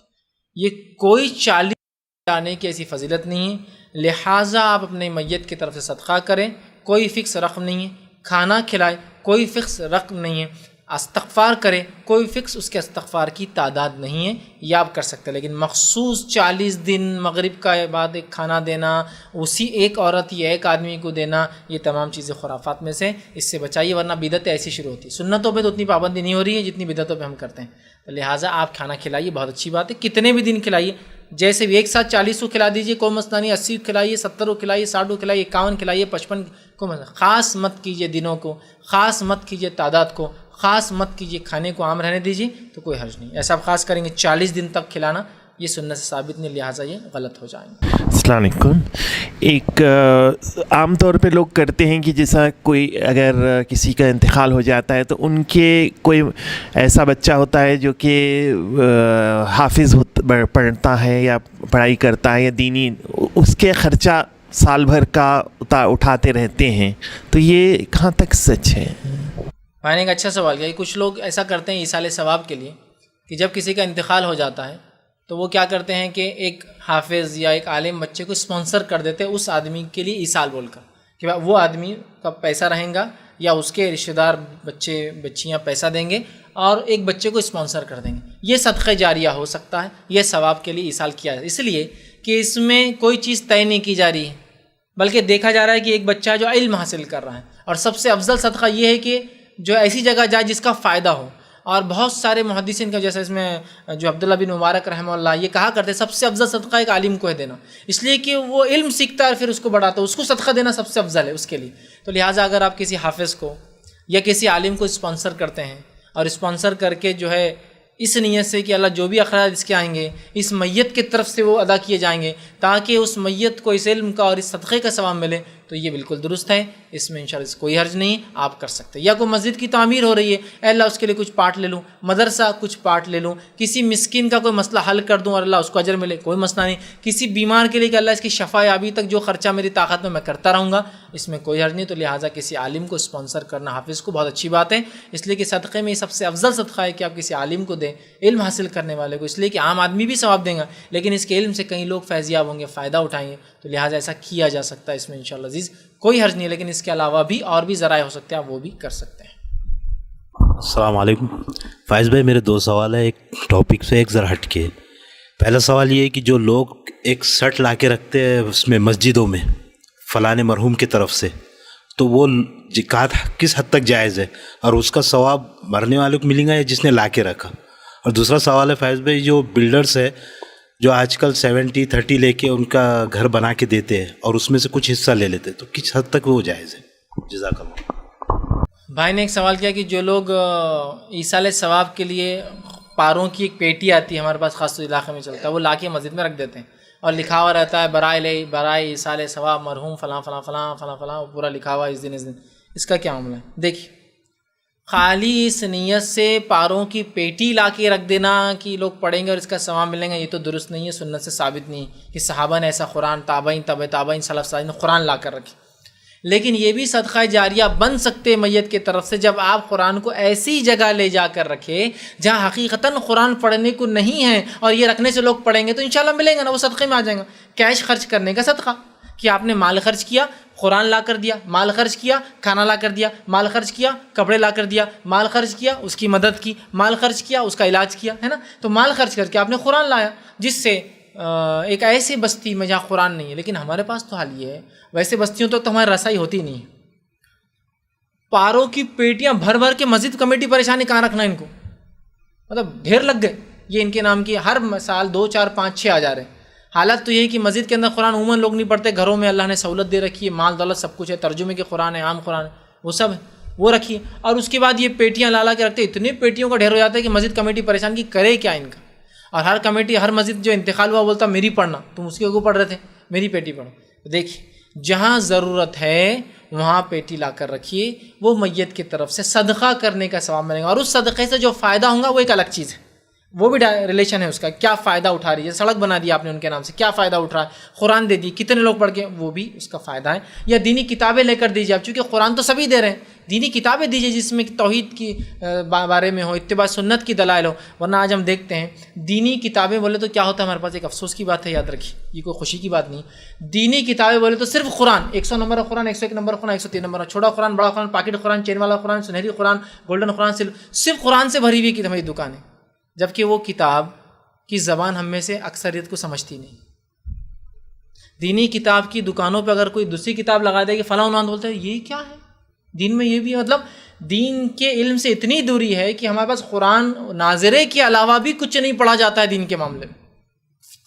اب بہت سی بار لوگ IRCB پہ آتے ہیں، ہماری بھی ایک بک اسٹال ہے، وہاں کی بولتے ہیں تو قرآن کے سوائے سب دکھ رہے ہیں، قرآن کے ترجموں کا ایک اسٹال ہے لیکن خالی قرآن نہیں رکھتے ہم لوگ، ترجموں کا ہے، الگ الگ زبانوں میں ایک پورا اسٹال ہے، لیکن اکثر بولتے ہیں یہ کتابیں تو زندگی میں نہیں دیکھی ہم نے، یہ توحید کیا رہتا ہے، اتباع سنت کیا رہتا ہے، یہ فلاں کیا رہتا، طہارت کے اوپر بھی بے شرمی کی بات، لیکن اس پہ بھی کتاب ہے کہ آپ کے پاس، مطلب ہر چیز کے لیے، مطلب انہوں نے دین کو اتنا مخصوص اور محدود کر لیا، اسی کو انتہا نہیں۔ تو دینی کتابیں کی دکان بولتا صرف قرآن، کچھ نہیں اس کے علاوہ، کیا ہے دین کی سمجھ، دین کو سیکھنا، اس پہ عمل کرنے کے لیے بہت ساری چیزیں ضرورت۔ تو بہرحال اگر کوئی قرآن نہ دے کر، جہاں ضرورت ہے وہاں تو بالکل دیجیے میرے بھائی، لیکن جہاں ضرورت نہیں ہے وہاں آپ قرآن کے بدلے کوئی دوسرا اگر دیتے ہیں، دوسری چیزیں اگر دیتے ہیں تو وہ زیادہ منافع بخش ہیں، وہ زیادہ انشاءاللہ عزیز فائدے مند ہوں گے، ٹھیک ہے؟ تو بہرحال وہ ڈیپینڈ ہے آپ کہاں دے رہے ہیں اور کیسا ماحول ہے۔ انشاءاللہ دوسرے سوال کو میں رکھتا ہوں اور اس کو آخر میں ٹائم ملا تو جواب دینے کی کوشش کرتا ہوں۔ عنوان پہ اگر کوئی سوالات تو اوپر بھی اور نیچے تو پہلے لے، ورنہ پھر جو عنوان سے ہٹ کر آئے انشاءاللہ اس کو ہم ایک کے بعد ایک لیں گے۔ کسی نے ایک سوال کیا ہے کہ سورہ ملک کو پڑھ کر میت کے ساتھ بھیجا جاتا ہے، کیا یہ جائز ہے؟ دیکھیے میت کے ساتھ کچھ بھی نہیں جاتا ہے سوائے ان 3 چیزوں کی۔ اب سورہ ملک پڑھ کر کیسا بھیجتے ہیں وہ تو مجھے سمجھ میں آج تک نہیں آیا۔ سورہ ملک کی فضیلت یہ ہے کہ اس سے قبر کے عذاب سے اللہ نجات دیتا ہے، لیکن کب؟ جب انسان، حدیث میں الفاظ ہے، جو انسان ہر رات سونے سے پہلے سورہ ملک پڑھ کر سوتا ہے تو سورہ ملک قبر کے عذاب سے نجات کا باعث بنتا ہے، میت کے ساتھ بھیجنے سے نہیں بنتا ہے۔ وہ میت بولے تو ڈیڈ گاڑی ہو گئی، اس کو اسٹیپنی سے کوئی فائدہ نہیں ہونے والا ہے، وہ ڈیڈ وہیکل ہے، اس کو خود ہم کو اٹھا کے لے جانا پڑتا ہے۔ میت بولے تو اس کو اسٹیپ نہیں دے رہے آپ، یہ نہیں فائدہ۔ زندگی میں اس نے تیاری کر لیا تھا، سورہ ملک روز پڑھ کر سوتا تھا، تو انشاءاللہ عزیز یہ سورہ ملک پڑھنا اس کے لیے ایک وسیلہ بنے گا قبر کے عذاب سے، قبر کی سختیوں سے، قبر کی وحشت سے نجات کا۔ لیکن خاص لوگ زندگی بھر نہیں پڑھا اور ایصال کرتے ہیں، سورہ ملک ایصال اور فلاں، یہ ایصال نہیں پہنچتا۔ تو سورہ ملک پڑھ کر خاص بھیجنا یہ سنت سے ثابت نہیں ہے۔ یہ سورہ ملک زندوں کے لیے ہے کہ زندگی میں روز سونے سے پہلے پڑھے تو اس کا اجر اور ثواب ہے۔ السلام علیکم۔ علم نافع کے متعلق سوال تھا۔ علم نافع میں کون کون سا علم آئے گا؟ جیسے کہ دینی علم اور دنیاوی علم۔ دینی علم تو آئے گا ہی، دنیاوی علم میں کون کون سے علم ہیں جو علم نافع میں آ سکتے ہیں؟ بھائی نے سوال کیا کہ علم نافع جو ہے اس میں کون کون سے علوم آ سکتے ہیں، کون کون سے علم آ سکتا ہے؟ یا دینی علم تو ہے لیکن اس کے علاوہ، تو دیکھیے علم نافع کے اندر جو ہے تمام وہ علم جس سے انسانیت کو نفع ہو، بینیفٹ ہو، کسی بھی قسم کا فائدہ۔ جیسے ایک مثال کے طور پر ٹھیک ہے، ابن الہیثم، ٹھیک، یہ ایک مسلم سائنسداں تھے۔ انہوں نے پہلی بار غور و فکر کیا کہ آنکھ کیسا دیکھتی ہے۔ جب آنکھ کیسا دیکھتی ہے اس کا فلسفہ وہ جان چکے تو اس کے بعد انہوں نے پوری اس سے محنت مشقت کی، آنکھ کیسا دیکھتی ہے، اور اس کے مطابق انہوں نے دیکھا کہ آنکھ کے اندر ایک باریک سوراخ ہوتا ہے، سوراخ میں سے روشنی داخل ہوتی ہے اور اندر جا کر پھیلتی ہے۔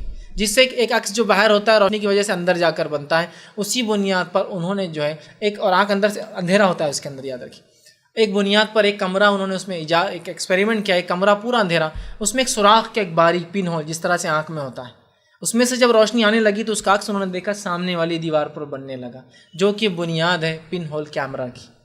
اور جو ایکسپیریمنٹ جس جگہ کیا تھا اس جگہ کو عربی زبان میں بولتے ہیں قمرہ، ہم اردو میں بولتے ہیں کمرہ، چھوٹے حصے کو، اسی سے لفظ آتا ہے کیمرہ جو انگلش زبان میں جاتا ہے، کہ انہوں نے وہاں ایکسپیریمنٹ کیا وہ چیز۔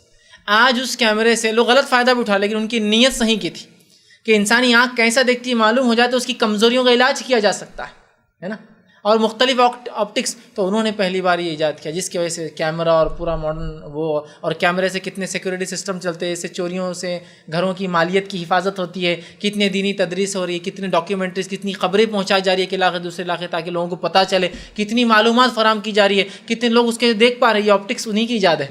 جب آنکھ کی کمزوری معلوم ہو گئی تو لگا کہ آنکھ کی کمزوری کو ہٹانے کے لیے گلاس لگایا جائے تاکہ اس کی وجہ سے جو کمزور ہے آنکھ دیکھنے میں وہ دیکھنے لگے، اور کتنے سارے فائدے انسانیت کو ہو رہے ہیں۔ تو ابن الہیثم اس کی بنیاد ڈالے، اور یہ ایک نافع علم ہے، قیامت تک ان کو ان تمام ایجادات کا اجر و ثواب ملے گا، ہے نہیں؟ کتنی بڑی بات ہے نا۔ تو اسی طرح نافع علم کچھ بھی ہو سکتا ہے، کوئی بھی چیز، کوئی بھی علم جس سے انسان فائدہ اٹھائے۔ آپ نے ایک بچے کو جس کو کچھ نہیں آتا تھا، آپ کی استاد تھی، آپ کو انجن بناتا تھا گاڑی کا، آپ نے اس کو اپنی گیرج سے بلا کر گاڑی بنانا سکھا دیا اور وہ علم دے کر چھوڑ دیا۔ اب یہ علم کے ذریعے وہ کماتا ہے، اس کا گھر چلتا ہے، یہ نافع علم تھا۔ آپ مر بھی جائیں گے تو اس کے اس علم کی وجہ سے آپ کو اجر و ثواب ملتا رہے۔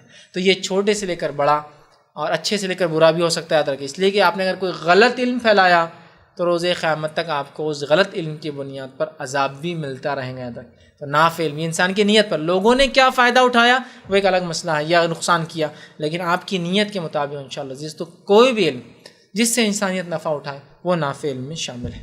ایک سوال کسی کا تھا، اگر لوگوں کو قرآن نہ پڑھنے کا بولے تو وہ مانتے نہیں، کیا اس کا بھی میت یا گھر والوں کو گناہ ملے گا؟ کسی نے سوال کیا کہ کیا لوگوں کو قرآن کو نہ پڑھنے کا بولے تو، مطلب جیسا کہ میں یہ سمجھ رہا ہوں کہ وہ جو ایصال ثواب کے لیے لوگ قرآن آپ کو پڑھنے دیتے ہیں، اگر ان کو نہ پڑھنے کا بولے، یا پھر دوسرے لوگوں کو جب آپ سمجھاتے ہیں کہ دیکھو بھائی مت پڑھو وہ قرآن، وہ ملتا نہیں ہے، تو مانتے نہیں، اس کا میت یا گھر والوں کو گناہ ملے گا؟ دیکھیے، اگر وہ نہیں مانتے اور عمل کرتے ہیں تو وہ ان کا ذاتی عمل ہے، اس سے میت کا کوئی تعلق نہیں ہے۔ میت نے اگر وصیت نہیں کی کسی گناہ یا غلط کام کی تو اس کا کوئی تعلق نہیں۔ تو اگر وارثین غلط کام کرتے میت کے نام سے تو انشاءاللہ عزیز میت گنہگار نہیں ہوں گی، صرف وہ وارث اس معاملے میں گنہگار ہوں گا، میت اس معاملے میں گنہگار نہیں ہوں گی، یاد رکھیے۔ دوسرے سوال کا انہوں نے آگے حصہ کیا، وہ معلومات کے لیے کہ آپ کے واٹس ایپ گروپ کون سا ہے، اس کی ویڈیو حاصل کرنے کے لیے کیا کرنا ہوگا۔ تو بہرحال میں بتا دیتا ہوں پھر سے، جو لوگ جاننا چاہیں، آپ ایک میسج کرنا ہوگا آپ کو ایک نمبر پر 9822277752، ٹھیک ہے، 9822277752، اس نمبر کو آپ کے واٹس ایپ میں جائیے، سیو کیجیے اور اس میں لکھ کر بھیجیے جوائن، واٹس ایپ کیجیے اس نمبر پر، تو انشاءاللہ عزیز آپ اس پہ جوائن ہو جائیں گے۔ اس نمبر پہ کال مت کیجیے، ٹھیک ہے، پھر کال کر کے آپ بولیں گے کال کو ریسیو نہیں کرتا ہے، اس لیے کہ وہ میرا پرسنل نمبر تھا جو میں نے بند کر دیا استعمال کرنا، ٹھیک۔ تو لہٰذا آپ واٹس ایپ سے ہی اس پہ لکھ کر بھیجیے کہ JOIN، آپ اس میں جوائن ہو جائیں گے۔ 2 سے 3 دن لگتے ہیں اپڈیٹ کرنے کو، جب سسٹم میں اپڈیٹ ہو جائیں گے تو آپ کو IRC کی اپڈیٹ اور ایک ویڈیو ڈیلی، ایک چھوٹا سا کلپ، اس کے اندر کوئی بھی کٹنگز جو ہے اس میں جو آتا ہے، اور اس میں آپ کو ہم کوئی گروپ میں ایڈ نہیں کرتے ہیں، آپ کی پرائیویسی اس میں ذرہ برابر بھی نہیں وہ ہوتی ہے، اس لیے کہ آپ کو پرسنل میسج آتا ہے، گروپ میسج نہیں آتا ہے۔ بہت سے لوگ ڈرتے ہیں کہ یار آپ پتہ نہیں گروپ میں ڈال دیں گے، اور گروپ میں خوب جھگڑے ہوتے ہیں، ہم کو پتہ ہے۔ تو کوئی گروپ نہیں، آپ کو ہم کسی گروپ میں ڈالتے ہیں، آپ کو انڈیویجول آپ ہی کے ID پر میسج آئیں گا، کسی گروپ میں آپ کو جانا نہیں ہے اور آپ کو کوئی تکلیف اٹھانا نہیں گروپ سے۔ آپ کو اگر لگتا ہے آپ کا کوئی اچھا گروپ ہے اور اس میں اس نمبر کو ڈالنا چاہیے تو آپ ڈال دیجیے، لیکن اس پہ کوئی رپلائی، کوئی فیڈ بیک نہیں آئیں گا۔ ورنہ بہت سے لوگ فیض بھائی انہیں کیا بول رہا، تم جواب نہیں دے رہے اتنی دیر سے۔ میں جواب نہیں دے سکتا، 100 گروپ میں کون جواب دیتے بیٹھیں گا، پورا دن میرے کو پڑھنے والا نہیں ہے، 2-3 عالم لگانا پڑیں گے، واٹس ایپ عالم، ٹھیک ہے، اسی کے مسائل اور اسی پہ وہ دن بھر واٹس ایپ کرتے رہیں گے، وہ میرا کام ہوتا ہے۔ تو بہت سے لوگ بھیجتے، فیض بھائی کب سے انہیں ایسا بول رہا تم نے جواب نہیں دیے، یہ بدقلا ایسا بول رہا تم نے فلاں نہیں کیے، یہ فلاں کر رہا تم جواب نہیں دے رہے۔ میں وہ جواب دینے کے لیے نہیں ہوں، صرف ہمارا میسج آپ تک آ جائیں گا، ہماری انفارمیشن، یہ ہمارا کام، اور ہم کو یہ فائدہ چاہیے۔ نہیں، بہت بدعتیں بھی، گمراہی بھی پھیل رہی، بھائی وہ پھیل رہی ہے، لیکن ہر گمراہی کو روکنے کا ٹھیکہ ہم نے نہیں لیا، ہر جگہ نہیں روک سکتے۔ ورنہ 10 عالم بھی واٹس ایپ کو پڑھنے والے نہیں. ایک تو کوئی دکھتا نہیں کون ہے, کاپی پیسٹ. یہاں ہمارا عالم محنت سے بول رہا ہے یہ غلط ہے, انہیں کاپی پیسٹ کر دیتا لائک کہیں سے, تو بھی ابھی نہیں بولتا اتنا بڑا ٹیکسٹ کہاں سے میں ٹائپ کرتے بیٹھوں, یہ سب فالتو. بہرحال آپ کو صرف چاہیے تو اپنے گروپ میں ایڈ کر لیجئے, تو آپ کے اس گروپ میں بھی انشاءاللہ جس ڈیٹیل میسج آتے رہیں گے. السلام علیکم. جیسے کہ درس میں آپ نے بتایا کہ حج اور عمرہ پھر روزے اگر میت نے نیت کی ہے رکھنے کی یا کرنے کی تو وارثین اس کی طرف سے کر سکتے. تو کیا یہ بات امپلائی ہوتی ہے کہ میت کا یعنی نیت کا شامل ہونا ضروری ہے, جو بھی ایصال ثواب جو بھی جا رہا ہے, جیسے کہ کھانا کسی کو کھلا رہا ہے یا جو بھی چیز ہے ایصال ثواب کے لیے میت کی نیت کا یعنی شامل ہونا ضروری ہے کیا؟ ایک سوال کہ جب ہم ایصال ثواب کرتے ہیں تو حج کا ثواب, عمرے کا ثواب, کھانا ہے, صدقہ ہے, تو کیا میت کی نیت ہونا بھی اس میں ضروری ہے؟ تو نہیں, میت کی نیت ہونا ضروری نہیں ہے. آپ اپنے طرف سے چاہے تو کر سکتے ہیں. میت کی نیت حج کی اگر نہیں بھی تھی اور آپ کرنا چاہیں تو کر سکتے ہیں. لیکن میں یہ کہتا ہوں کہ کون سا انسان ہے جس کی حج کی نیت نہیں ہوگی لیکن بتاتا نہیں ہے نا انسان. یہ ایسی چیز ہوتی ہے اس کو مالیت لگتی ہے, بچوں کی حالات معلوم ہے, کمائی کا ذریعہ نہیں, وہ کیوں بولیں گے بچوں میں کو حج کرنا ہے, سمجھ. تو اگر میت کی نیت صدقے کی نہیں بھی ہے, حج کی نہیں بھی ہے, عمرے کی نہیں بھی, مطلب نہیں سے مراد, چونکہ نیت کیا ہم تو جانتے نہیں, میں یہ کہوں گا ہم کو معلوم ہی نہیں اس کی نیت کیا ہے, تب بھی آپ کر سکتے ہیں اور انشاءاللہ العزیز اس کو اس کا انشاءاللہ اجر اور ثواب ضرور ملے گا. جیسے کہ آپ صلی اللہ علیہ وسلم نے ایک شخص سے کہا صدقہ کر, اس نے پوچھا کیا کروں, تو کہا پانی کا انتظام. تو کیا اس میت کی نیت ہوں گی کہ پانی کا انتظام کرنا؟ نہیں. اللہ کے رسول نے پوچھا گیا تیری والد والدہ کی نیتیں کیا کیا تھی بتا, نہیں. تو اس سے پتہ چل رہا حدیث سے اس کی نیت نہ بھی ہو تو انشاءاللہ عزیز اگر اس کے لیے آپ کوئی ثواب کا کام کرتے ہیں تو انشاءاللہ اس کو ضرور بھی ضرور اس کا اجر اور ثواب ملے گا. السلام علیکم. یہ آیت کرام کی جو مجلس ہوتی ہے اس میں کھانا دیا جاتا ہے یا مٹھائی بانٹی دی جاتی ہے, تو وہ کھانا جائز ہے نہیں ہے اس مجلس میں؟ آیت کریمہ کی. بھائی نے سوال کیا کہ آیت کریمہ کی جو مجلس ہوتی ہے اس میں کھانا دیا جاتا ہے, میٹھا دیا جاتا ہے. تو بہرحال یہ تو بتانے کی ضرورت نہیں ہے, کوئی بھی بدعت بغیر میٹھے کی کمپلیٹ ہوتی ہی نہیں ہے. یہ تو میں بار بار بولتا ہوں, ہر بدعت کے لیے میٹھا کمپلسری, میٹھے چاول, زعفران, زردہ, نام بھی الگ الگ ہوتے ہیں اس کے, ہے نا. اور آج کل تو شاہی ٹکڑے اور اپڈیٹ ہوتے جا رہی سسٹمس. بہرحال تو وہ تو بغیر میٹھے کے بدعت ہے ہی نہیں. مطلب میٹھے میں مرغ مسلم, حلوے, مانڈے, کھچڑے اور یہ سب مطلب کھانے کے ساتھ ہی ہوتی بدعت ہے, چونکہ ایجاد کرنے والوں نے اپنا پیٹ بھرنے کے لیے نکالی یہ بدعت ہے ساری کی ساری. بہرحال تو بھائی نے سوال یہ کیا کہ آیت کریمہ کے مجلس کے بعد جو میٹھا دیا جاتا ہے یا ایسی مٹھائی تقسیم کیا کھا سکتے؟ تو بالکل نہیں, اس لیے کہ وہ عمل جو ہے سنت سے ثابت نہیں جو انہوں نے کیا, تو لہٰذا وہ مٹھائی آپ نہیں کھا سکتے, ورنہ آپ اس عمل میں تعاون میں شامل ہو جائیں گے. اب کوئی کہے وہ مٹھائی کی شرعی حیثیت کیا ہے, وہ سب جانے دیجیے, وہ عمل بدعت تھا. مٹھائی شرعی اعتبار سے حرام نہیں ہے, چونکہ اس پر غیر اللہ کا نام نہیں لیا گیا نا. آیت کریمہ ہی پڑھی گئی جو عمل بدعت میں شامل ہے, لیکن وہ جو ذکر ہے وہ اللہ کا ہی ہے, کہ تو غیر اللہ کے نام پہ ہوتا تو پھر تو حرام ہو جاتی تھی وہ مٹھائی. ٹھیک, وہ تو ہے. تو مجبور کوئی کر دیا جائے, جیسا ایک عورت کو اس کے گھر والے مجبور کر رہے فاتحہ کھانا کھانے پر, بیوی ہے مجبور کرتے ہیں اس کو کہ مٹھائی کھائے. ایک بچہ جو غیر بالغ گھر میں رہتا ہے کتاب و سنت پہ, لیکن اس کے والدین مجبور کرتے ہیں اس کو مٹھائی کھانا, فاتحہ کی اور اس کی. تو یہ دونوں کیسز میں اللہ کا ہی نام لیا گیا ہے بدعت عمل, چونکہ غلط طریقے سے لیا گیا, یہ سنت ثابت نہیں ایسا پڑھنا, لیکن وہ مٹھائی کی شریعت حرام نہیں ہوگی. تو میں کیوں کہہ رہا ہوں مت کھائیے؟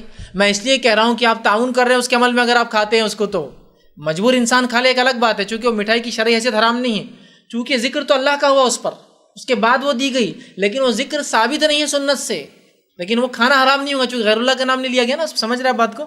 اگر کوئی مجبور کر دیا, جیسا ہوتا ہے عورتیں بہت سی اور مجبور کر دی جاتی ہے گھروں میں کہ کھاؤ یہ فاتحہ کا, نہیں تو تم کو طلاق دے دوں گا, اور مجبور ہو جاتی ہے بیچاریاں, تو بہرحال پھر وہ کھا سکتے. غیر بالغ بچے جو کماتے نہیں, ابھی ڈیپینڈ ہے اپنے والدین پہ, بچیاں جو ڈیپینڈ ہے والدین پہ, شادی تک ہوتی ہے بیچاریاں, اور والد بولتے ہیں نہیں کھانا ہی پڑے گا, میرے گھر میں رہنا ہے, تو چلو نکلو, پھر وہ مجبور ہے تو وہ کھا سکتی ہے. ٹھیک, لیکن ہم لوگ عام اعتبار سے نہیں کھائیں گے, ورنہ اس عمل میں سپورٹ ہو جائیں گا کہ دیکھو مٹھائی برابر کھاتے, اس کی پڑھنے نہیں آتے, تو ہم نہ مٹھائی کھاتے نہ پڑھتے ہیں.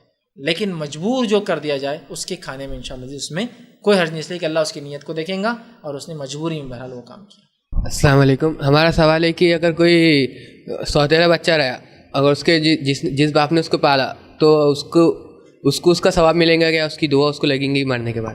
بھائی نے ایک سوال کیا, اگر کسی شخص نے سوتیلا بچہ, مطلب یہ کہ وہ بچہ ان کی بیوی سے تھا, ان سے نہیں تھا, پہلی شادی سے ہوا یا جو بھی ہے, ان کو اس بچے کو پالا شادی ہونے کے بعد اسے, تو کیا اس باپ کو جو کہ سیکنڈ ہسبینڈ ہے ان کی ماں کا، ٹھیک ہے، کیا اس باپ کو، اس لڑکے کا جو ہے والدہ کا جو ہے سیکنڈ ہسبینڈ ہے ان کی مطلب والدہ کا، تو کیا اس بچے کا اجر بھی اس کو ملے گا؟ تو دیکھیے اگر اس باپ نے، جو کہ اس کا سگا سلبی باپ نہیں ہے، اس کی والدہ سے نکاح کرنے کی نسبت سے وہ باپ بن گیا اس لڑکے کا، اگر اس نے تعلیم اور تربیت دی تھی تو اس کے اجر میں شامل ہو گیا.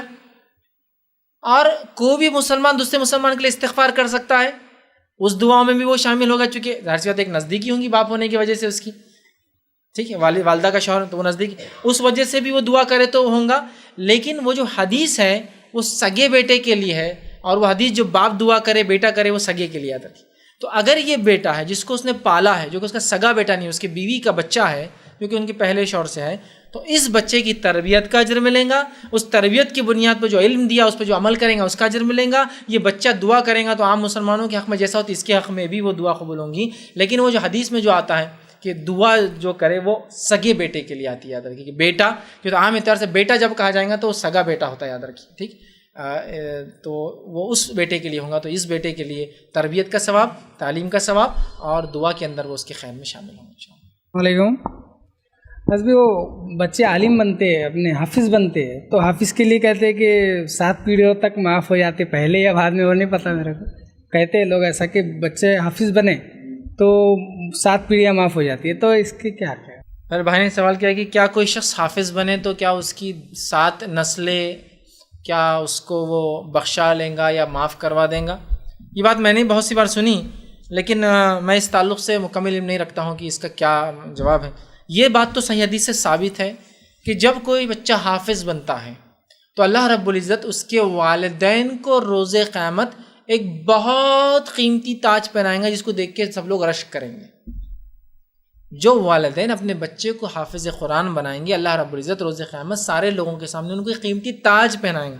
تاج پوشی ہوں گی ان کی ایک طرح سے بادشاہوں کی ہوتی ہے، جس کو دیکھ کر لوگ رشک کریں گے. یہ تو بالکل روایت صحیح ہے. رہا دوسرا ایک روایت میں نے پڑھی 10 نسلوں کو 7، اس کے تعلق سے اگر ہوں گی بھی، تو میں ویسے نہیں جانتا ایگزیکٹلی، اگر ہوں گی بھی تو اس کا یہ معنی ہوگا کہ اگر وہ کتاب و سنت پر اور توحید پر ہو تو اللہ جیسے روز قیامت فرشتوں کو، انبیاؤں کو، صدیقین کو، شہداء کو اور صالحین کو شرف بخشیں گا کہ جاؤ جن کی مغفرت اللہ کر چکا ہوں گا ان کے ہاتھ پکڑ کر لاؤ، تاکہ ایک اعزاز ان کو، ایک عزت دی جائیں گی. تو اس میں حافظ بھی پھر شامل ہوں گا اور وہ جا کر لوگوں کو نکال کر لائیں گا، اس معنی میں ہے. لیکن بہت سے لوگ کیا سمجھتے ہیں معلوم ان باتوں کو کہ میں کچھ بھی نہیں کروں زندگی بھر عمل، باپ بالکل چکنا، بیٹے کو کرا دیا حافظ، ہاں بس اپنے تو 7 کا پکا کر دیا انہیں، اب دوسرا کر دیا تو 14 کا اور پکا کر لیتا میں، اور 7 کا، تو اب تو ڈبل گناہ کرے بھی تو چلتا اپنے کو. اور باپ دین پر بالکل نہیں ہے اور بیٹے کو اتنا دینار بنا دیا، اور اس کو ایک طرح سے وہ سورس سمجھ رہے ہیں، سورس ہمارے سب کے مغفرت کا نہیں. توحید پر ہونا، نیک اعمال کرنا اور گناہوں کی توبہ کے ساتھ انسان جائے دنیا سے، امید ہے کہ اللہ سبحانہ تعالیٰ اس کو پھر جنت دیں گا، ٹھیک ہے. اور پھر اس کو ہو سکتا ہے اس کے اعمال کے اعتبار سے وسیلے کا، دوسروں کو لانے کا ذریعہ بنا جنت میں، اور جن کو لائیں گا وہ لوگ ہوں گے جو پہلے سے اللہ جن کی مغفرت کر چکا ہوں گا، عزت دینے کے لیے اللہ کہیں گا. تو اگر ایسی روایت ہوں گی بھی حافظ کو لانے کے تعلق سے کہ 10 کو بخشوائیں گا، وہی سی معنی میں ہوں گی کہ اللہ جن کے لیے مغفرت کا فیصلہ کر دیں گا، اس کو عزت دیں گا کہ ان کو پکڑ کر لے کر، یہی معنی میں. جیسا کہ حدیث میں الفاظ ہیں کہ اللہ سبحانہ تعالیٰ غریب سے کہیں گا جاؤ جس کا ہاتھ پکڑتے پکڑو لوگوں میں سے لے کر میں اس کی مغفرت کروں گا. جس غریب کی لوگوں نے مدد کی ہوں گی تو وہ جائیں گا اور ایک ایک انسان کو جس نے اس کی مدد کی ہوں گی لے کر آئیں گے. تو علماء اس پہ لکھتے ہیں کہ وہ تو جنت میں جا رہا تھا توحید پرست، جن توحید پرستوں کی اللہ مغفرت کر چکا ہوں گا اس غریب کو عزت دی جائیں گے، اعزاز کی تم لے کر آ جائیں گے، ان کا فیصلہ جنتی ہے اللہ کی طرف سے. تو لہٰذا اس معنی. لیکن ہم نے کیا سمجھ لیا، کچھ بھی کرو جی بس حافظ بنا دو ایک گھر میں، تو گناہ کرنے کا کانٹریکٹ اپنے کو مل گیا کہ آپ گناہ کرتے رہو. لائسنس ٹو کل جیسا ہوتا ہے تو لائسنس ٹو جو ہے سن کہ گناہ کرتے رہو، وہ مطلب بخشش کے لیے ایک آ گیا اپنے، اب پورے گناہ کا وہ بیڑا اٹھا لیں گا، روز قیامت آئیں گا اور ہم کو 7 لوگوں کو لے جائیں گا. ایسی بات اگر ہوں گی بھی تو اس معنی میں نہیں ہے، یاد رکھیے. کسی نے ایک سوال کیا، اگر کوئی مرنے والوں کے نام سے جو کھانا کرتے ہیں کیا وہ کھانا کھا سکتے ہیں؟ چہلم یا 10واں یا برسی؟ نہیں، دیکھیے چہلم 10واں 20واں برسی تیجا تیسرا اور کیا کیا نام بہرحال اس کو دیتے ہیں آپ، یہ سب کھانے آپ نہیں کھا سکتے. حالانکہ بڑے لذیذ ہوتے اور بڑے اچھے بنتے، لیکن نہیں کھا سکتے آپ. اس بات کو آپ یاد رکھ لیجئے کہ تو بڑے تقدس کے ساتھ محنت سے بناتے ہیں، ذرا لذیذ بھی ہوتے ہیں.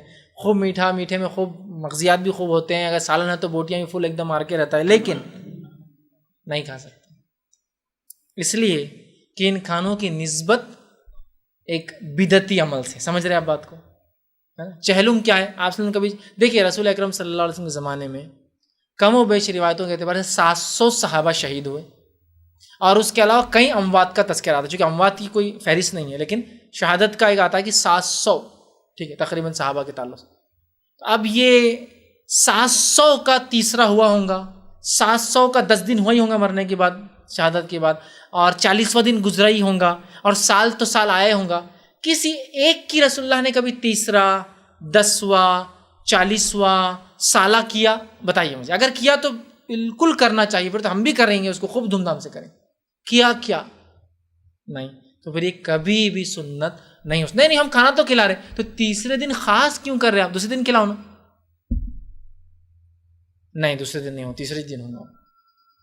40ویں دن کھانا کیوں کھلا رہے ہو؟ خاص کیوں کر رہے ہیں؟ میں یہ کہہ رہا ہوں غریبوں کو کھلائیے۔ اچھا یہ کھانا ہوتا بھی تو غریب نہیں، مالداروں کو بلا رہے ہیں، اسپیشل کارڈ بھی آتا ہے اس کا، الحمدللہ ابھی کم ہو گیا، لیکن ابھی بھی وہ چہلم کا کارڈ جو آتا ہے نا، ایسا لمبا والا آتا ہے، سادہ رہتا، کالی پرنٹ رہتی، کوئی وہ نہیں رہتا، لمبا چہلم کا کارڈ کیا رہتا تھا؟ بولے چہلم، ہم چھوٹے تھے تو ہم بولتے تھے یہ تو شادی دعوت آ گئی، خوب خوشی مناتے تھے، دعوت آ گئی تو گھر والے دعوت نہیں بیٹے، وہ چہلم کی دعوت ہے، غم کی دعوت ہے وہ، اور کپڑے تھوڑے الگ رہتے تھے، شادی کے الگ اور چہلم کی دعوت کے تھوڑے الگ رہتے تھے، میک اپ تھوڑا کم رہتا تھا، کپڑے تھوڑے سادے رہتے تھے، ایک دم سادے بھی لیکن تھوڑے سادے رہتے تھے، ٹھیک، پھر ٹاؤن بھی رہتا تھا، دیکھو چہلم میں اور پھر بھی کتنے سج دھج کے آئے، ٹھیک، وہ سب چلتا تھا۔ تو چہلم کا کھانا کوئی کھانا نہیں یاد رکھی، تو لہٰذا اگر کوئی آپ کو بلائے کہ آئیے کھانا کھائیے چہلم کا، تو آپ کھا نہیں سکتے، اس لیے کہ جو عمل بدعت ہے اس کا کھانا بھی کھانا آپ کے لیے جائز نہیں ہوگا، تو آپ بالکل کہیے نہیں ہم یہ کھانا نہیں کھاتے یا مت کھائیں۔ آگے اسی سے ریلیٹڈ ایک اور سوال آیا کسی کا، اگر کسی نے کھانا بھیجا اور کھانے کے بعد پوچھنے پر یہ پتہ چلے کہ کھانا کسی بدعتی رسم و رواج کا تھا، تو ہم کیا گناہ گار ہوں گے؟ دیکھیے سب سے پہلی بار جب آپ کے پاس کسی کے پاس سے کھانا آیا اور آپ جانتے ہیں آپ کا پڑوسی کیا کیا عمل کرتا ہے، تو پہلے ہی پوچھ لینا چاہیے۔ اب کھانا اچھا دکھا، آپ نے پہلے تو لے لیا، اب کھانے کے بعد آپ پوچھیں گے یہ کیا صحیح تھا کیا؟ تو یہ تو ایسی سوال ہو گیا، آپ نے دعوت قبول کر لی، کھا کے اور پھر پوچھ لیا یہ حلال، ان کی کمائی حلال تھی یا حرام تھی؟ یہ تو جانے سے پہلے پوچھنا ہے، یہ تو کھانا لینے سے پہلے پوچھنا ہے۔ تو آپ کو پتا ہے آپ کا پڑوسی کیا کیا کرتا ہے، آپ کو پتا ہے نا آپ کا پڑوسی کیا کیا کرتا ہے، تو آپ کا کام ہے نا پوچھنا چاہیے کہ بھائی وہ کیا کا ہے، کیا کا ہے کھانا۔ یہ الگ بات ہے کہ کوئی کتاب و سنت میں ہونے کے بعد بھی آپ کو دھوکہ دے دے، وہ الگ چیز ہے، لیکن آپ نے پوچھنا چاہیے نا یہ کیا کا کھانا ہے، آپ کو پتا ہے چونکہ آپ کا پڑوسی ایسے بدعتیں کرتا ہے تو پہلے، اور اگر ویسا ہو تو آپ کہیے کہ بولنا آپ کسی اور کو دے دیجیے، بولا ہم لوگ یہ کھانا نہیں کھاتے، سمپل، تاکہ پہلے ہی ختم ہو جائے۔ اب کر لیا ہو تو اللہ سے توبہ کرے، اس کے علاوہ اور کیا کیا ہے، اللہ سے توبہ کرے، اللہ سے معافی مانگے، اور آئندہ کے لیے احتیاط کرے ان پڑوسیوں سے، اور پوچھ کر ہی ان سے جو ہے کھانا لیں۔ السلام علیکم، میرا سوال یہ ہے کہ میت کو غسل دینے کے بعد، مطلب نماز جنازے کے بعد جب دیدار کراتے تو میت کو ٹچ کر سکتے کیا؟ مطلب ایک میں دیکھا پرسوں ایک صاحب کی آنکھ کھلی تھی تو بند کرنا چاہ رہا تھا تو منع کر دیا، تو یہ ہاتھ لگانا کہاں تک درست ہے؟ بھائی نے ایک سوال کیا کہ اگر کوئی شخص انتقال کر جائے تو اس کے بعد اس کو ہاتھ لگانا کہاں تک درست ہوگا؟ تو دیکھیے جہاں تک معاملہ میت کو شرعی عذر کے بنیاد پر ہاتھ لگانے میں تو کوئی حرج نہیں، اٹھانا ہے، لٹانا ہے، کوئی چیز جسم میں نکل جائے، زخم ہے اس طرح سے خون بھی تو صاف کرنا ہے، ٹھیک، یا ڈبل سے غسل دلانا ہے، یہ تو سب جائز چیز ہے۔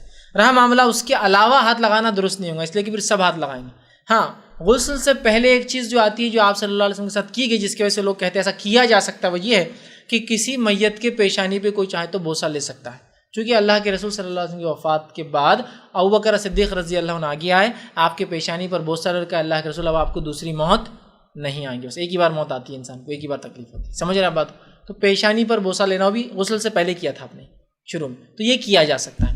غسل کے بعد خاموخواہ جسم کو ہاتھ لگانا ٹھیک نہیں، اس لیے کہ اس کو آپ کو کفنانا ہے اور دفنانا ہے تاکہ وہ تیار فریش رہ کر فرشتوں کے سامنے حاضر ہو، اس کے پاس خوشبو ہو، اسی لیے خوشبو کے لیے کبھی کبھار پانی کے اندر جو ہے خوشبو ڈالی جاتی ہے، کفن پر خوشبو ڈالی جاتی ہے، جسم پر خوشبو لگائی جاتی ہے، ٹھیک، جیسا آپ جانتے تو چونکہ جیسا آپ نے سوال کیا تھا بھائی نے کہ آنکھ کھلی تھی وہ بند کرنا چاہ رہے تھے، تو میں بھی کہوں گا مت بند کیجیے، اس لیے کہ آنکھ کھلی کو بند کرنا کام شروعات کا ہے، جب شروع میں کھل رہی تو بعد میں بند نہیں ہوتی، پھر تو ممکن ہی نہیں ہے، تب شروعات میں جس کی آنکھ کھلی رہ گئی بعد میں وہ کلوز نہیں ہو سکتی، تو وہ ویسی رک جاتی ہے آنکھ۔ شروعات میں ہی جو لوگ موجود ہے کوشش کرے بند کر دیں، نہ ہو سکے تو بہرحال کوئی اس کے سے وہ گناہ گار ہے، ایسا کچھ بھی نہیں ہے، بہرحال کھلی رہ گئی ہے تو پھر کوشش کرنا کہ تو بیکار ہو جائیں گا، تو لہٰذا یہ وجہ نہیں ہے اس کی آنکھ کے لیے آپ ہاتھ لگائیں. تو لہٰذا خواہ میت کو غسل لینے کے بعد ہاتھ لگانا چاہیے. کفنانے 3 اس میں آپ کفنارے ہو لے جا کے ڈال دیں. بیسٹ تو یہ ہے کہ کفنانے سے پہلے دیدار کرا دے کفن, جب ایک بار بند کر دو سیدھا لے جا کر پھر ڈال دے, وہ زیادہ بہتر ہے. اسکول میں بچے برتھ ڈے پر چاکلیٹ دیتے ہیں, کیا کھانا درست ہوگا اور بچوں کو کیسے منع کیا جائے ایسی چاکلیٹ وغیرہ نہ کھائے بول کر؟ دیکھیے سب سے پہلی بات تو یہ کہ برتھ ڈے جو ہوتا ہے یہ ایک صحیح چیز نہیں ہے, اسلامی طریقہ نہیں ہے. اسلام میں اپنی پیدائش کے دن منانا سنت سے ثابت نہیں, نہ صحابہ نے, نہ آپ صلی اللہ علیہ وسلم نے, تابعین تبع تابعین سلف صالحین ایمانوں نے کسی نے نہیں بنایا. اور ہم جانتے ہیں کہ یہود و نصارہ کا یہ طریقہ ہے کہ وہ اپنے بڑوں کی, اپنے انبیاؤں کی, اپنے شہداء کی, اپنے صالحین کی, اپنے نیک لوگوں کی جو ہے سالگرہیں مناتے ہیں, اور خود انسان اپنی بھی منا لیتے ہیں وہ لوگ, ٹھیک ہے, زندہ اور مردہ کی مناتے ہیں. پیدائش کے علاوہ بھی سالگرہیں مناتے رہتے ہیں, شادی کی, دکان کی, اس کی, اس کی, فلاں کی. تو بہرحال یہ شرعی اعتبار سے درست نہیں ہے. لہٰذا آپ اپنے بچوں کو تعلیم دیں, تربیت دیں کہ بچوں ایسے چاکلیٹس کھانا ایسا ہمارے لیے درست نہیں ہے.